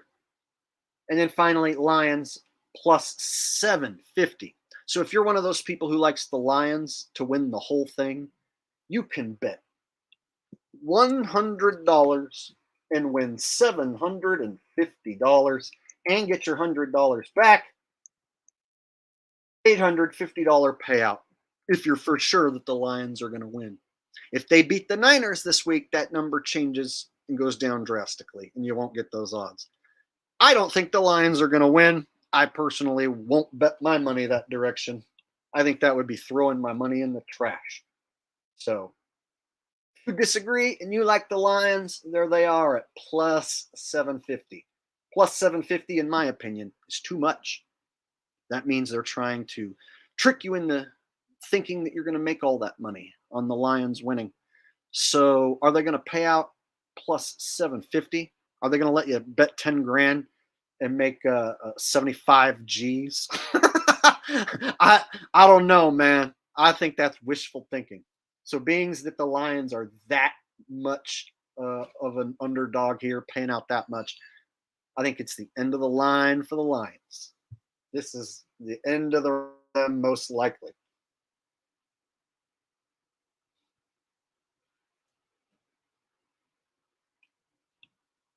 And let me tell you something, people. This right here is some big shit to please the masses. There's no such thing as the NFL. There's robots, people. Animatronic robots on the field. No such thing as an NFL. You better wake your ass up. There you go.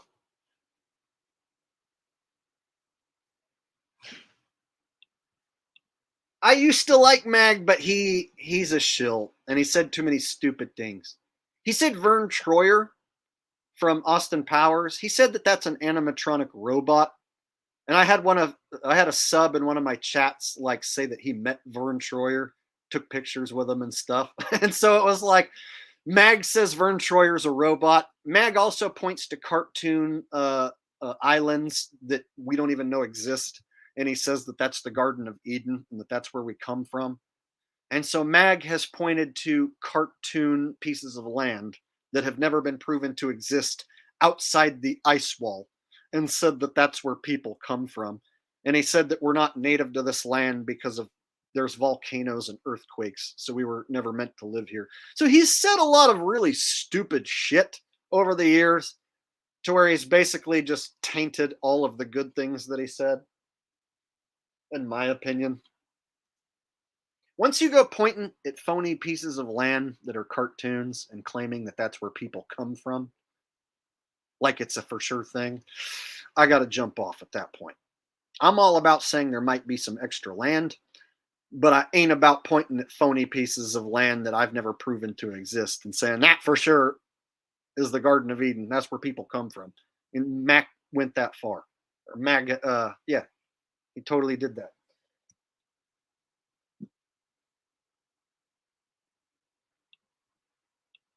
Whenever anyone asks about any sport, here's my answer 100% of the time. Is there a betting line? If I go right now to NHL, are we going to find betting lines? The answer is yes. So, yes. If there's a betting line, then it's fixed. They don't let regular, everyday slaves bet on real sports with real outcomes. They don't do it. Even a game like a college game that you would think is obscure, Ball State versus Wright State. Oh, but there's a line? Well, then there's dudes who are ready to miss on purpose. There's refs ready to make bad calls on purpose. They got pieces in place for every game if there's a betting line. If there's no betting line, well, then it might be legit. So if you want to go see real hockey, go watch like junior college hockey in Canada, and that will be legit.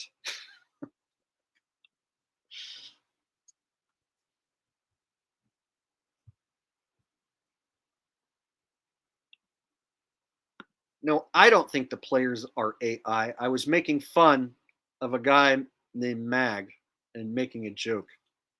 I don't think the players are robots. I've seen those NBA videos where it looks like some of the players are freezing up or glitching or whatever, but I don't buy into it. I think they're just pretending to play. Do I think that the NBA, NFL could go as far as creating test tube babies, creating humans and then inserting them into the game as if it's organic? Oh, I think they could totally do that. I think Hollywood's been doing that for a long time, taking uh insider actors who've been born and bred to play a part and then inserting them in as if they're legitimate people, who did it naturally.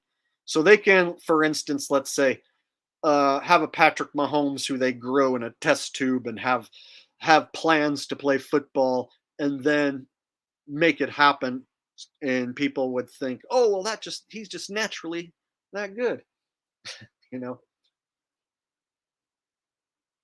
Like I think the WWE could have a test tube baby that they could turn into the next great Hulk Hogan and have people think that it was all natural and happened organically.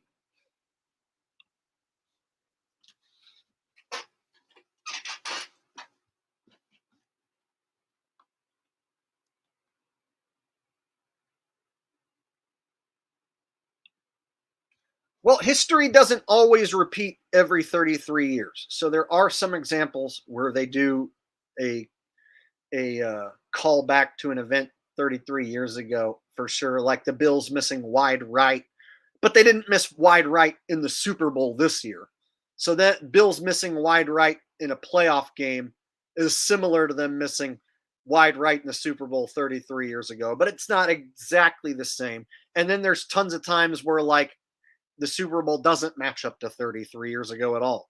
So if you try and match up every year what happened 33 years ago, there's some cases it just doesn't fit. But there are cases where it does, such as Alex Smith, Joe Theismann, both have the same injury 33 years apart, playing for the same team, same spot on the field, and Joe Theismann was at the game when Alex Smith had the same injury.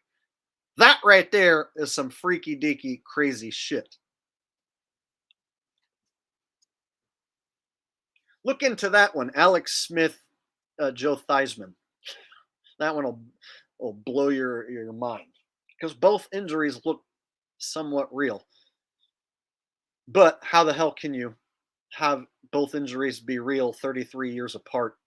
Both quarterbacks playing this for the same team have the same injury, same spot on the field. Like that's just like goes beyond coincidence. So it makes me think that the first injury, Theismann's injury, was real, and then the next one with Alex Smith was phony, but they made it look real. That's what I think.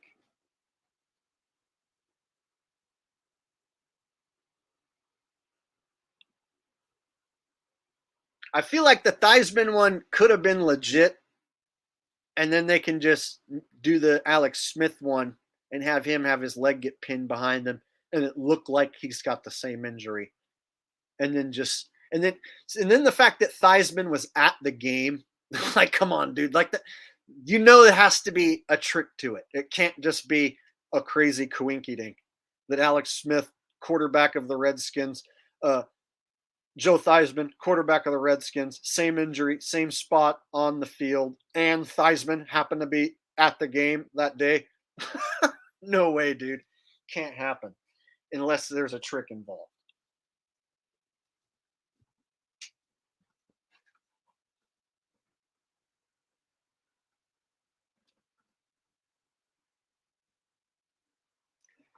Okay, so those of you who like the Niners and Ravens, you can get Baltimore to beat San Francisco at plus 275. And you can get San Francisco to beat Baltimore at 275. So if you bet 100 on both sides and those two teams go to the Super Bowl, you're guaranteed to win. But if one of those teams blow it and don't go, then you lose both bets. See how that works? I think one of those two teams ain't going.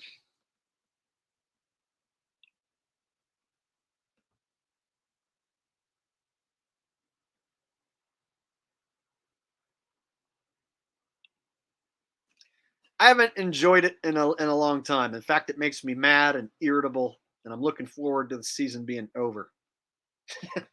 I'm tired of it. I know I'm going to lose viewers and whatnot, but and people are going to tune out but they'll come back next year. So, so I'm looking forward to just talking about other stuff, breaking down some fake space missions, blowing your guys' mind about how everything is fake, not just football. Your whole world around you is fake in many ways, not just the game.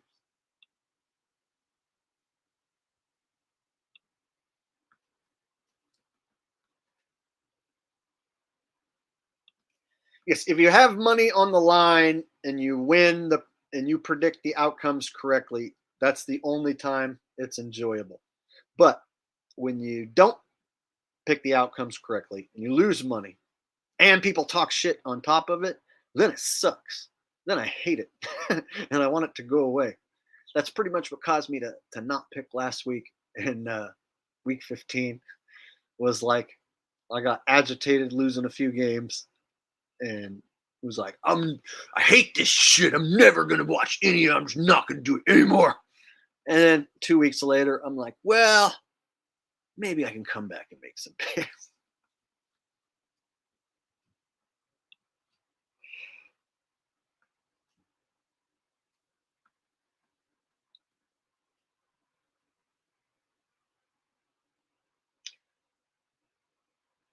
All right.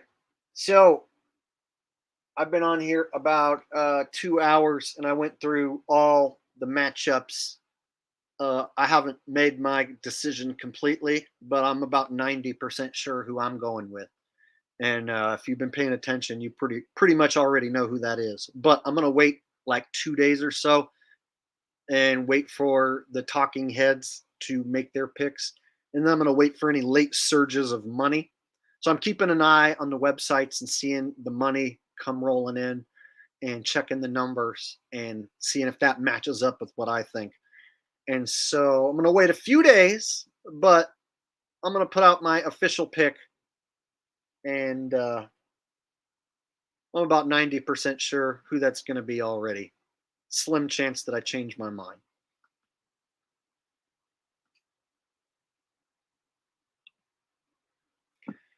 Right now, Niners Chiefs is what I'm thinking. And I'll wait a few days and I'll make it official. But I'll wait and see, the money stacking up or whatever. And if something. Oh, and I wanted to show one more thing before I wrap this up. I almost forgot, and this is an important piece of information. Someone said Taylor Swift will be in Tokyo performing and won't be able to make it to the Super Bowl. And I looked into it, and Taylor Swift is performing the day before the Super Bowl in Japan, not Tokyo, but in Japan. So I looked up if Taylor Swift can make it from Japan to the Super Bowl after her show. Here's what I found.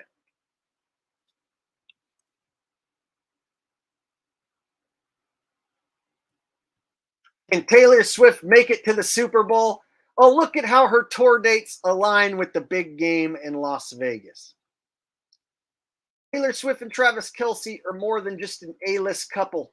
They have blended the worlds of pop culture, music, and the NFL and introduced new fans to the league. Is that what they did? The two have supported each other's careers since they began dating, both showing up to stadiums to watch one another. Kelce has attended Swift's The Eras Tour concerts, while the superstar singer is often seen cheering on the Kansas City Chiefs at home and away games.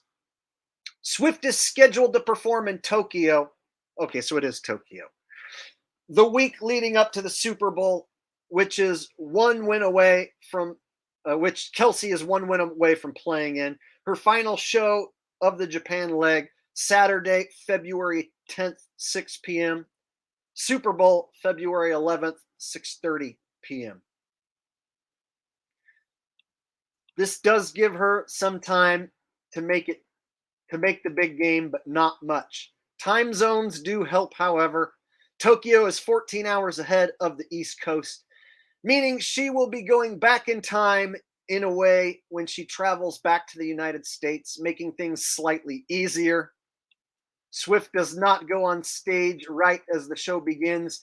If she goes on stage around 8 p.m. local time and performs for over 3 hours, as she has been during the tour, she will be on stage until at least 11 p.m. Tokyo time.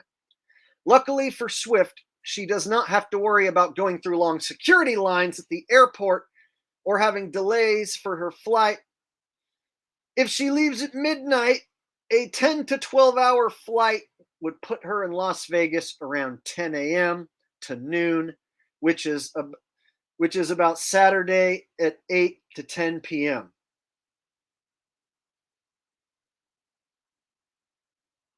That doesn't make sense, but okay. While this does give her just under a day wiggle room to make the game, it's not as easy as just catching a flight and being ready to go. Swift is known for her dedication to it. So basically, they're saying she can make it, so she can get on the plane and make it. That's what they're saying here. So if it was for sure that she was 100% not going to be at the Super Bowl and in Tokyo, well, I would reconsider my whole Chiefs pick here. But seems to me she's going to perform, get on a plane, and make a Super Bowl. So that answers that question for me.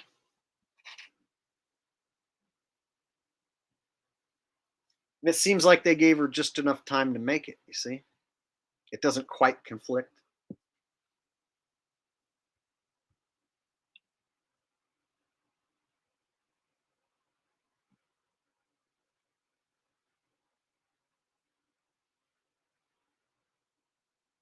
But I get what they're saying with the time zones. Like when you travel back, then like you gain those hours, and so it doesn't seem like as long. I remember when I used to fly from the East Coast to the West Coast, it was like, oh, only it seems like only 3 hours went by, but 6 hours went by.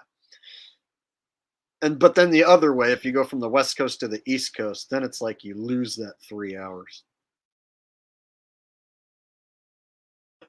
All right. David Yount says, your thoughts on Netflix and WWE. Well, Netflix is the popular programming streaming platform. So that's where you go to watch your predictive programming in your Hollywood movies, right? And the WWE is just a form of scripted entertainment that's been around for many, many years. So if you go back and look at the history of fighting and promoting a fight, they found that like real fights weren't as entertaining to the audience as a fake fight where you script a back and forth. And if you create, a baby face, a good guy, and a heel, a bad guy, and then script the fight, people enjoy it more. And so you can argue that a well scripted WWE match is more entertaining than an ugly real fight where two guys just wrestle around for real. So WWE, WrestleMania will go on in a stadium and it'll sell out a stadium for 2 nights in a row. But nobody wants to go watch amateur wrestling. Nobody wants to go watch Olympic style wrestling, right? So it makes sense that like people prefer a scripted product over a real product as far as wrestling. But they think that they like the NFL, which is real football, and that it's not scripted. So it's funny how NFL fans, they know that the WWE is scripted, but they don't want to admit that the NFL is scripted. When really the NFL is just ripping off WWE script since the beginning.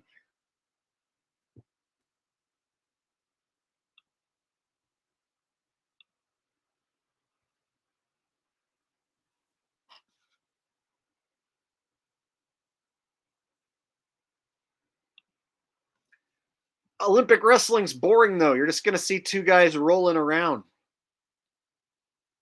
Like I did amateur wrestling 1 year and I got bored at my own wrestling tournaments. They're lame.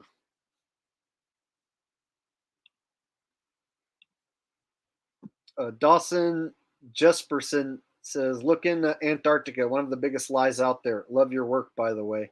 Well, I personally have made videos about Antarctica and the Earth not being a globe and stuff. So this channel started as a conspiracy channel that broke down fake space missions, Earth not being a globe, Antarctica not being a chunk of ice at the bottom of a globe. So I've broken down all that stuff years ago.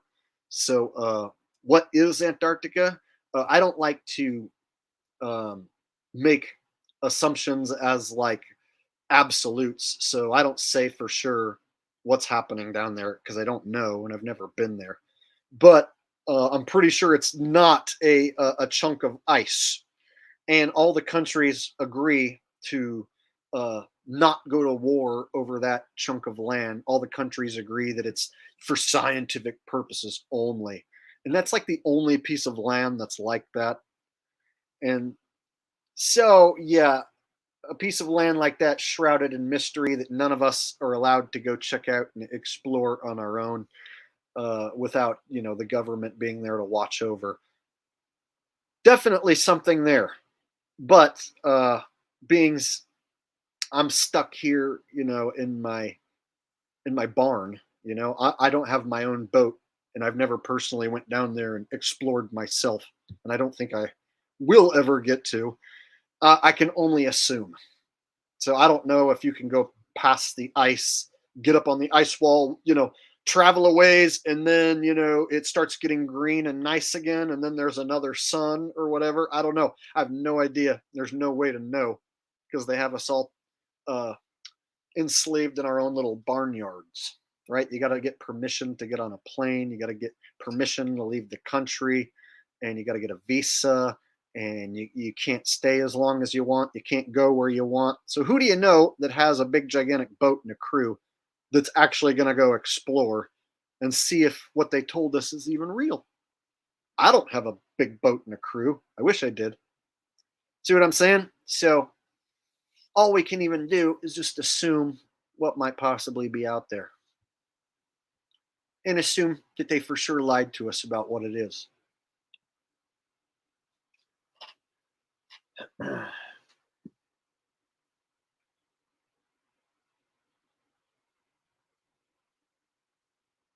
So when the football season ends, I'll dive into those subjects a lot more. And I've done tons of streams and videos on that stuff already.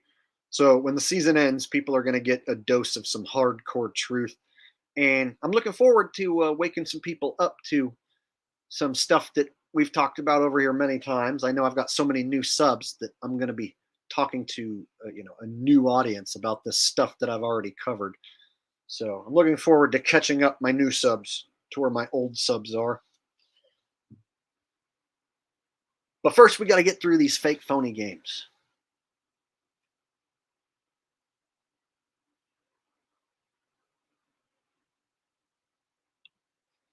I got to say, Cody Rhodes is your odds on favorite to win the Rumble a second time in a row and go back and challenge Roman Reigns.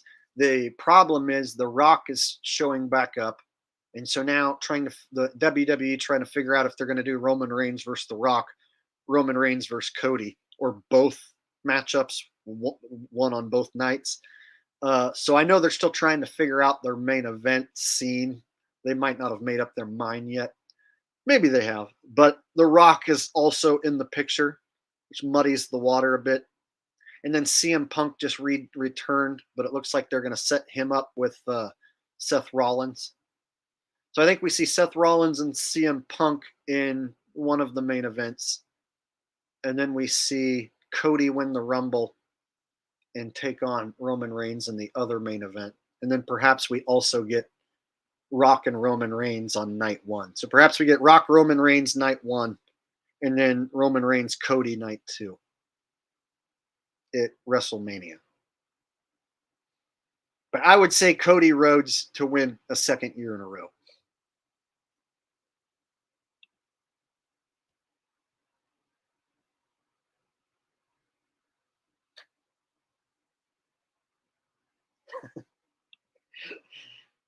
Somebody says Mr. Perfect is dead.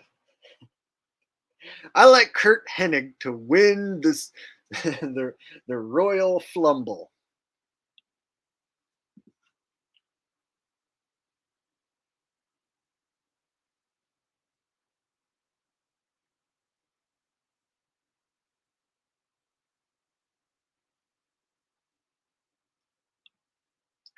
Triple H knows talent. Yeah, remember when he was in a business relationship with China? Remember that? Imagine having to be in a relationship with someone like China on camera and in public. Yep. That's a very satanic Masonic company, the WWE. So they've got a lot of wrestlers who pretend to be women, and then they have male wrestlers who are in pretend relationships with those pretend women to make you think that they're women. And then the fans don't even know. So the fans know that it's a show and that the fights aren't real. The fans know it's a scripted product, but they lust over those female wrestlers who aren't female. I have seen the fans in the stands lust over what are obvious to me men. But they think that those are female wrestlers. Crazy how they know it's scripted, but they don't know the difference between a man and a woman.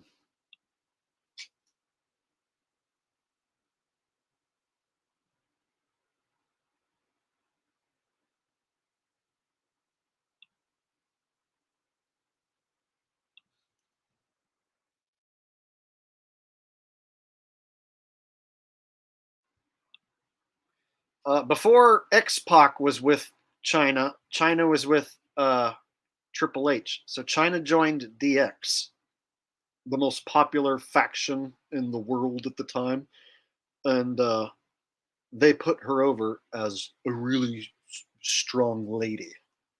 So she joined up with Shawn Michaels and Triple H, and they put her over as a lady. She used to have this. She used to have this gigantic jaw, and then it got slimmed down as she had more surgeries. Then they had her do Playboy, which cemented that it's a lady, right?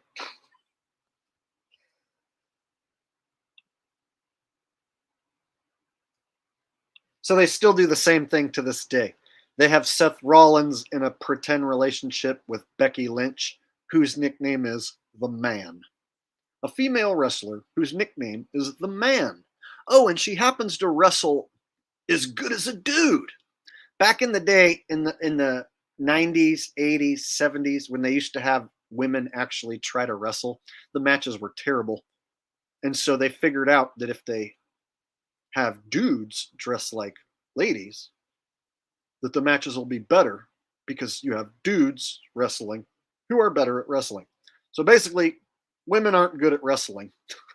They don't make it look believable. The matches tend to not look very good. So as long as you get two dudes in there who are good at wrestling and they look enough like ladies, the fans don't know. They'll cheer and lust after those ladies. What's with the question mark?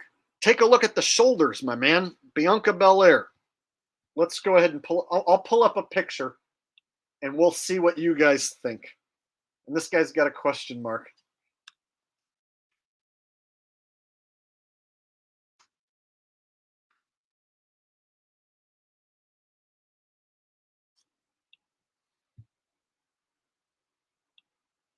All right, I'm going to bring up a picture of this individual, and you guys tell me what you think. I mean, how many ladies do you know that got shoulders like that and are flat and have no hips and they're black? A black lady with shoulders like that, hardly any boobs, and no curves. Okay. I mean, so all they got to do is match them up with a dude wrestler, and suddenly you think that's a legit female. See? So as long as they have them in a pretend relationship, that's how they convince the fans for sure it's a legit lady. See? So they do this with all of their male talent who they really want to get over as female, they stick them with a male wrestler in a fake relationship. See? Yeah. Yep. That's and every example is the same. I can pull up Charlotte Flair and the same thing's gonna happen. I can pull up Rhea Ripley and the same thing's gonna happen. I can pull up Nia Jax and the same thing will happen.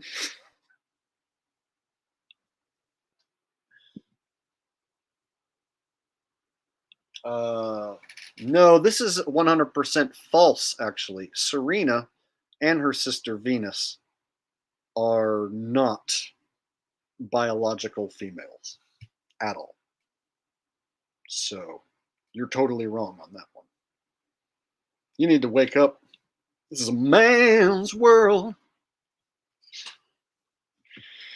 This is a man's world.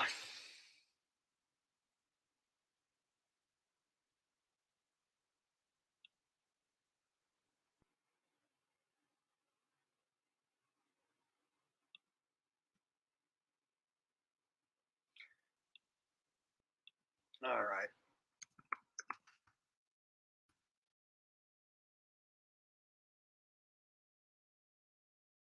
Let me pull up a quick video before I shut this thing down. Hopefully it doesn't get me taken out, but I think we'll be okay.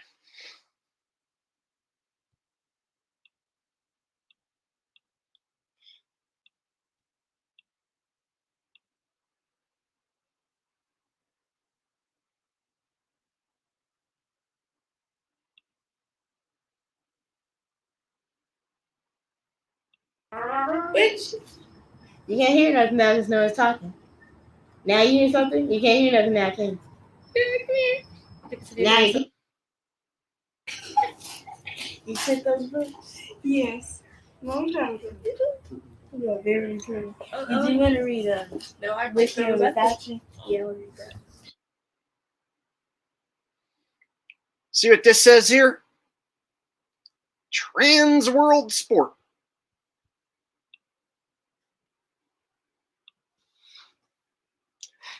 Goat says, thoughts on crypto and Bitcoin? The dollar is about to collapse. Digital currencies are going to become the norm. I'm not a big crypto guy. I bought some. I still am sitting on the crypto I bought. I never sold. And so, when it was up and I was up and then it tanked and then I was down, I'm still one of those dudes just sitting on my original bags waiting for it to go all back up again so that I can be up again. So I have some, but I'm not like a crypto dude to where I put all my faith and time into it and talk about it. In fact, like the government's got their finger in it. And so if you think that like it's a currency of the people or it's anti-government or whatever, now the government's got their finger all up in that. And furthermore, you can have some dude like Elon Musk, who's a puppet on the world stage, just tweet that Bitcoin smells like poop and it'll lose $10,000 in value. Literally, Elon Musk can say Bitcoin smells like poop. And people will be like, I'm selling my Bitcoin. And then it'll go down $10,000. But if you're smart, then you can scoop up Bitcoin for cheap. But I'm just saying, you're talking about something that loses value if Elon Musk says it smells like poop. You see what I'm saying? So I don't want to put too much faith and hope in something that can drop like a rock and does drop like a rock every few years. So can you make money on it? Sure. If you scoop up those coins at cheap when it's down low, you can sell them when it goes up. For sure. I get it. So if you are smart enough to make money on it, if you bought those Bitcoins when they're down at 15 grand and now they're at 40 whatever grand, you're up on your investment and looking good. Hey, more power to you, but that shit can go right back down again, and then you're sitting on, and then all your money's gone. So I know guys who are like, "Bro, I got 100 grand," and then 3 months later they're like, "It's all gone." So that shit can come and go very fast.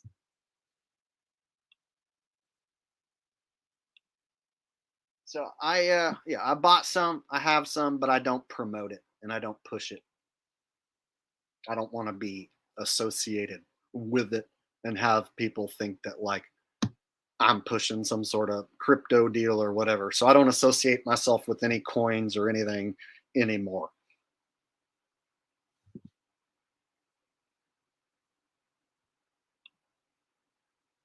Oh, I pulled that down real quick. Let me show that for another second.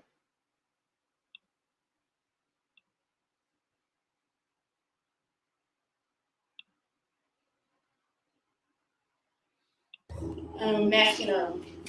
Yes. Just that you never like machinum on the court. Really gets stroppy. Huh? Maybe. I think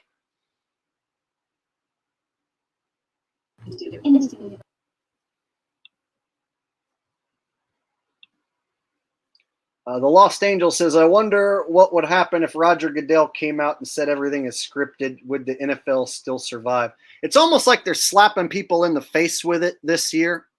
It's almost like they want you to know it's scripted. It's like this year they're like, okay, people are catching on. Let's just make it super obvious, and then we'll be like, yeah, it's been this way the whole time, and then people will just accept it like they did with the WWE. When people found out the WWE was fake, they were like, "Oh yeah, I knew the whole time." So they went from being like, "This stuff's real, ain't no way it's fake. Them guys are really fighting." And then when Vince McMahon came out and he's like, "Oh, it's entertainment. We're gonna even put entertainment in the name." Then they were like, "Oh yeah, well we knew the whole time it was fake and phony." So there were people believing wrestling was real through the 70s and 80s. And then finally in the late 80s, they figured out that wrestling wasn't real. So I think we're getting to a point where people are going to figure out it's not real, but they're just going to keep watching and betting anyway, I guess. Who knows? I guess if they get you to figure out that it's scripted and phony and you keep watching and keep betting, then they got you.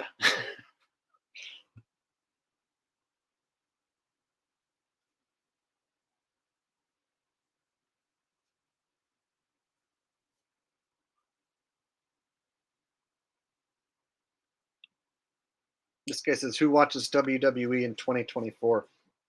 I I like the big pay-per-views or premium live events. So, for instance, Royal Rumble is my favorite WWE event. So even if I don't pay attention to Raw and SmackDown every week, I still like to watch the Royal Rumble because when I was a kid, that was always my favorite event. And so as an adult, I still think with 30 wrestlers throwing each other over the top and one guy wins and gets to go to WrestleMania, I think that's just a cool story, and I don't even have any money on it. I just like to see who wins. So I used to be a gigantic wrestling fan. I'm not a gigantic fan. I don't pay to go watch the live events. I don't buy merch or anything. I don't really have like a favorite wrestler, but I'll be watching the Royal Rumble on Saturday just to see who wins, just because it's interesting and it's more entertaining to me than the NFL. So I think the Royal Rumble and the WrestleMania main events are more entertaining than NFL, in my opinion. Like I can sit and watch the main event at WrestleMania both nights and be entertained and watch a few. Where I'm not like the type that has to sit there and watch every single match and check in every week, but like I like to see who the champion is and what the main storyline is and what's going on.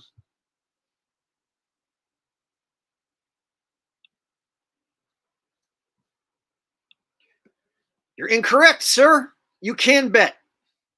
In fact, I guess I'm going to have to show it to people because I've had people bring this up a few times that you can't bet on WWE.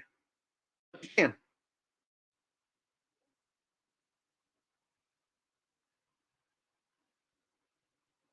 Let me see if I can look it up.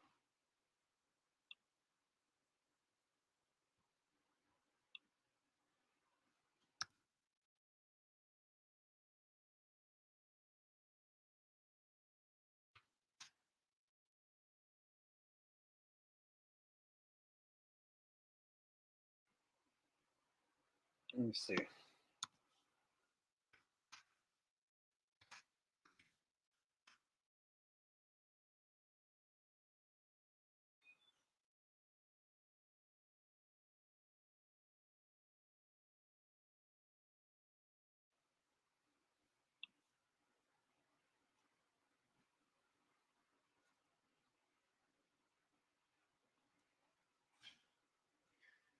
I'm not sure what exact sites are offering it, but it looks like Action Network has some odds listed. I'll bet you there's some site out there. I think Bovada used to. I don't know if they do it anymore, but they do list odds. CM Punk minus 227, Cody Rhodes at plus 200. Wow, so that makes me think maybe CM Punk wins the Royal Rumble. Those are good odds. That's the only minus odds on the board is CM Punk. That almost gives it away. So, in some ways, looking at these odds can taint the viewing experience because now I'm like, oh shit, minus 227. That means CM Punk's probably going to win. They got The Rock listed at plus 400. So you got to watch out because some of these guys won't even be in the Royal Rumble. They can list The Rock, but then have The Rock not even be in the damn Rumble.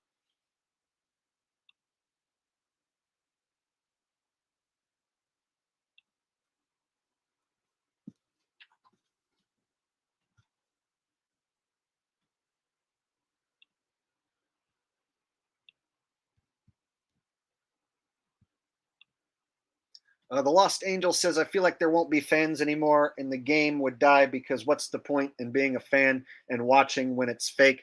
They'll definitely lose a bunch of fans if people found out how fake and phony it really was. But your common everyday fan, like once they start even kind of figuring out that it's rigged, they just blame it on the refs and they just keep watching. So there's guys who say, oh, yeah, it's rigged, but only by the refs.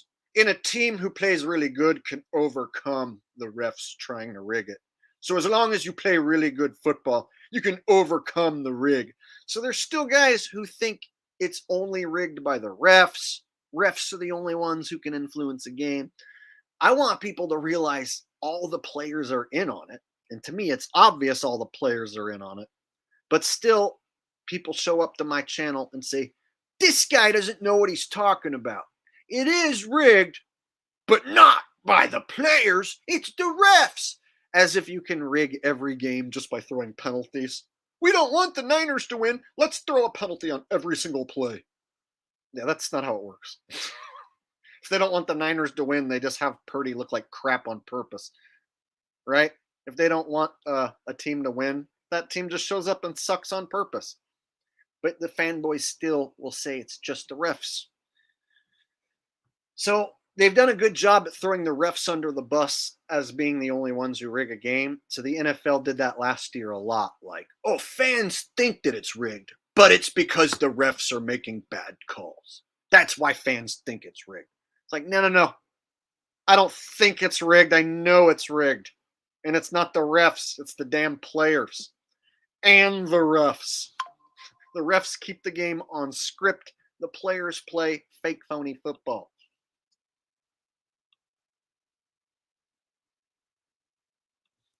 I think I missed the super chat that just came in. Tom says, can you imagine Vegas betting on WWE? Oh, wait. I mean, if you feel strongly enough that CM Punk's going to win, you might think, oh, well, minus 200 is pretty good. You know what I'm saying? Or Cody Rhodes at plus 200? Well, I could bet 20, 50. What's $100? See what I'm saying? If they can get you to even throw down a little bit, well, that money still adds up. You know what I'm saying? And they can still pull the rug out from underneath those people that did decide to bet if they wanted. So if they get enough people to throw money down on pro wrestling, why wouldn't they just script those matches and steal the money? Yeah.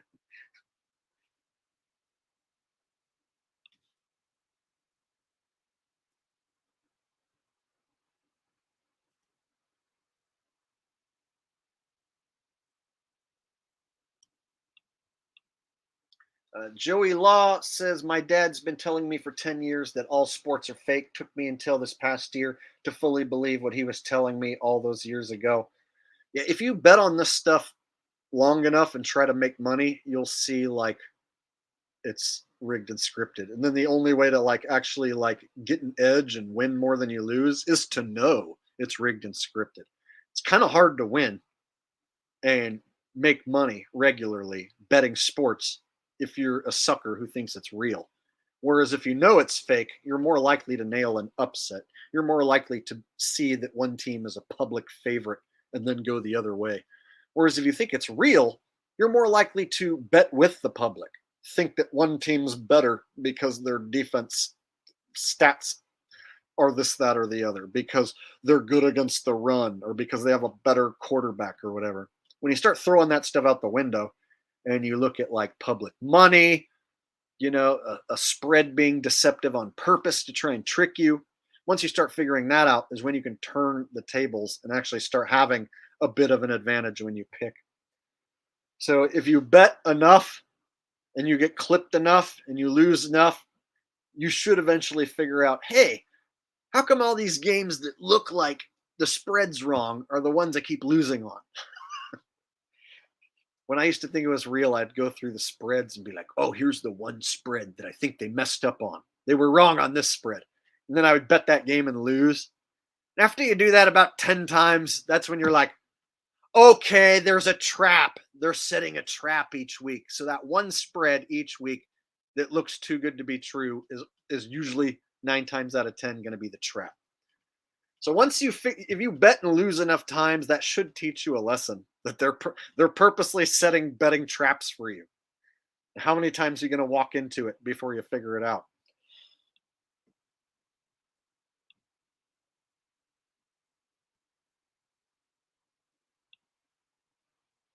I can remember games to this day years ago, like college football games that I got burned on. For instance, I still remember a game I got burned on where I was going through the spreads, and it was like college football week 2, week 3, San Diego State at home against Weber State. San Diego State 6-point favorite. And I was like, San Diego State has a real football program. They play real schools. Weber State and San Diego State's only a 6-point favorite. I'm like, they'll blow the doors off of Weber State. Nobody knows who Weber State is. Weber State? What even is that? I'm like, San Diego State -6? Hell yeah. And you know what? They only won by like a field goal. San Diego State won by like 3 or 4 points. And I can still remember that. And that was years ago.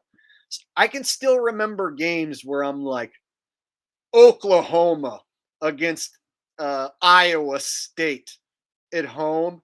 Oklahoma's going to blow the doors off Iowa State. Oh no, Iowa State shows up and plays Oklahoma close.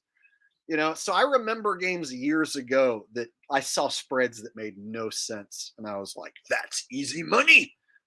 And I got burned and I was like, oh, the one spread that makes the least amount of sense is always the one that's the trap.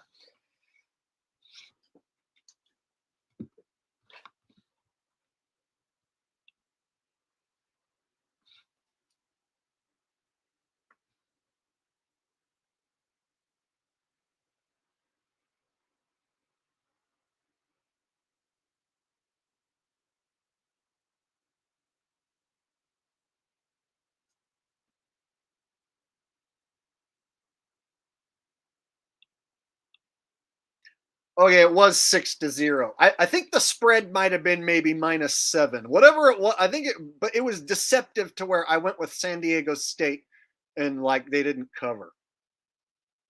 But I just remember the score was like, dude, no way.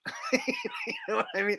Like, so I thought San Diego State just being the much bigger football program at the time and Weber State being a dipshit school, that was going to be like 40-0 or something. So yeah, See, I still remember games like that in my head where I'm like, how in the hell that, or maybe I bet on, I had them parlayed or something. Like, I forget exactly what happened, but like, it didn't work out for me. D. Phillips says, you can bet on politics on Bovada. Yeah, see, they'll let you bet on scripted elections where your votes don't matter and don't count.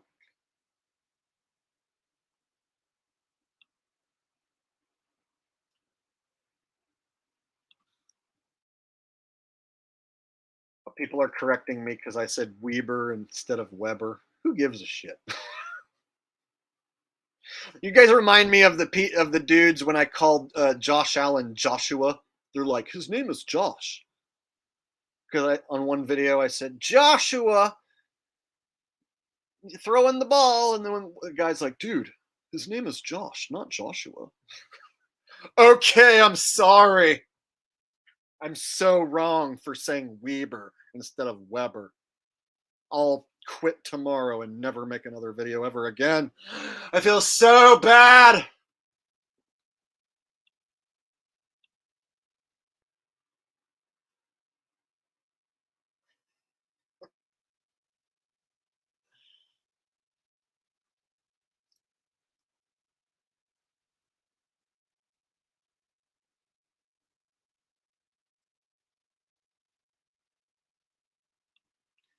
Tom says, I picked Texas A&M minus 41.5 a few years ago, and they won by 41.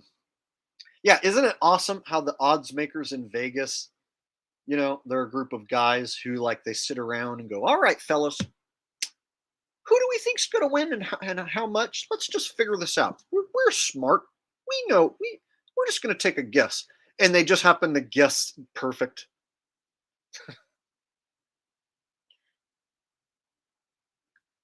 They know exactly 41.5 exactly where to set that score or that total. Don't you love when the total falls like a half a point from where they set it? Oh yeah, some guys, they get together and they just do some math and come up with some odds, and they just figure that between these two teams they'll probably score, I don't know, 66 points, and then it lands like right on 67 or something like that. It's like, they just happen to know. It's a totally non-scripted event where anything can happen, and it's all left up to chance. And there's dudes who happen to know that exact number that it's going to fall on almost every week because they're so smart. And they work for Vegas, so they have to be extra smart.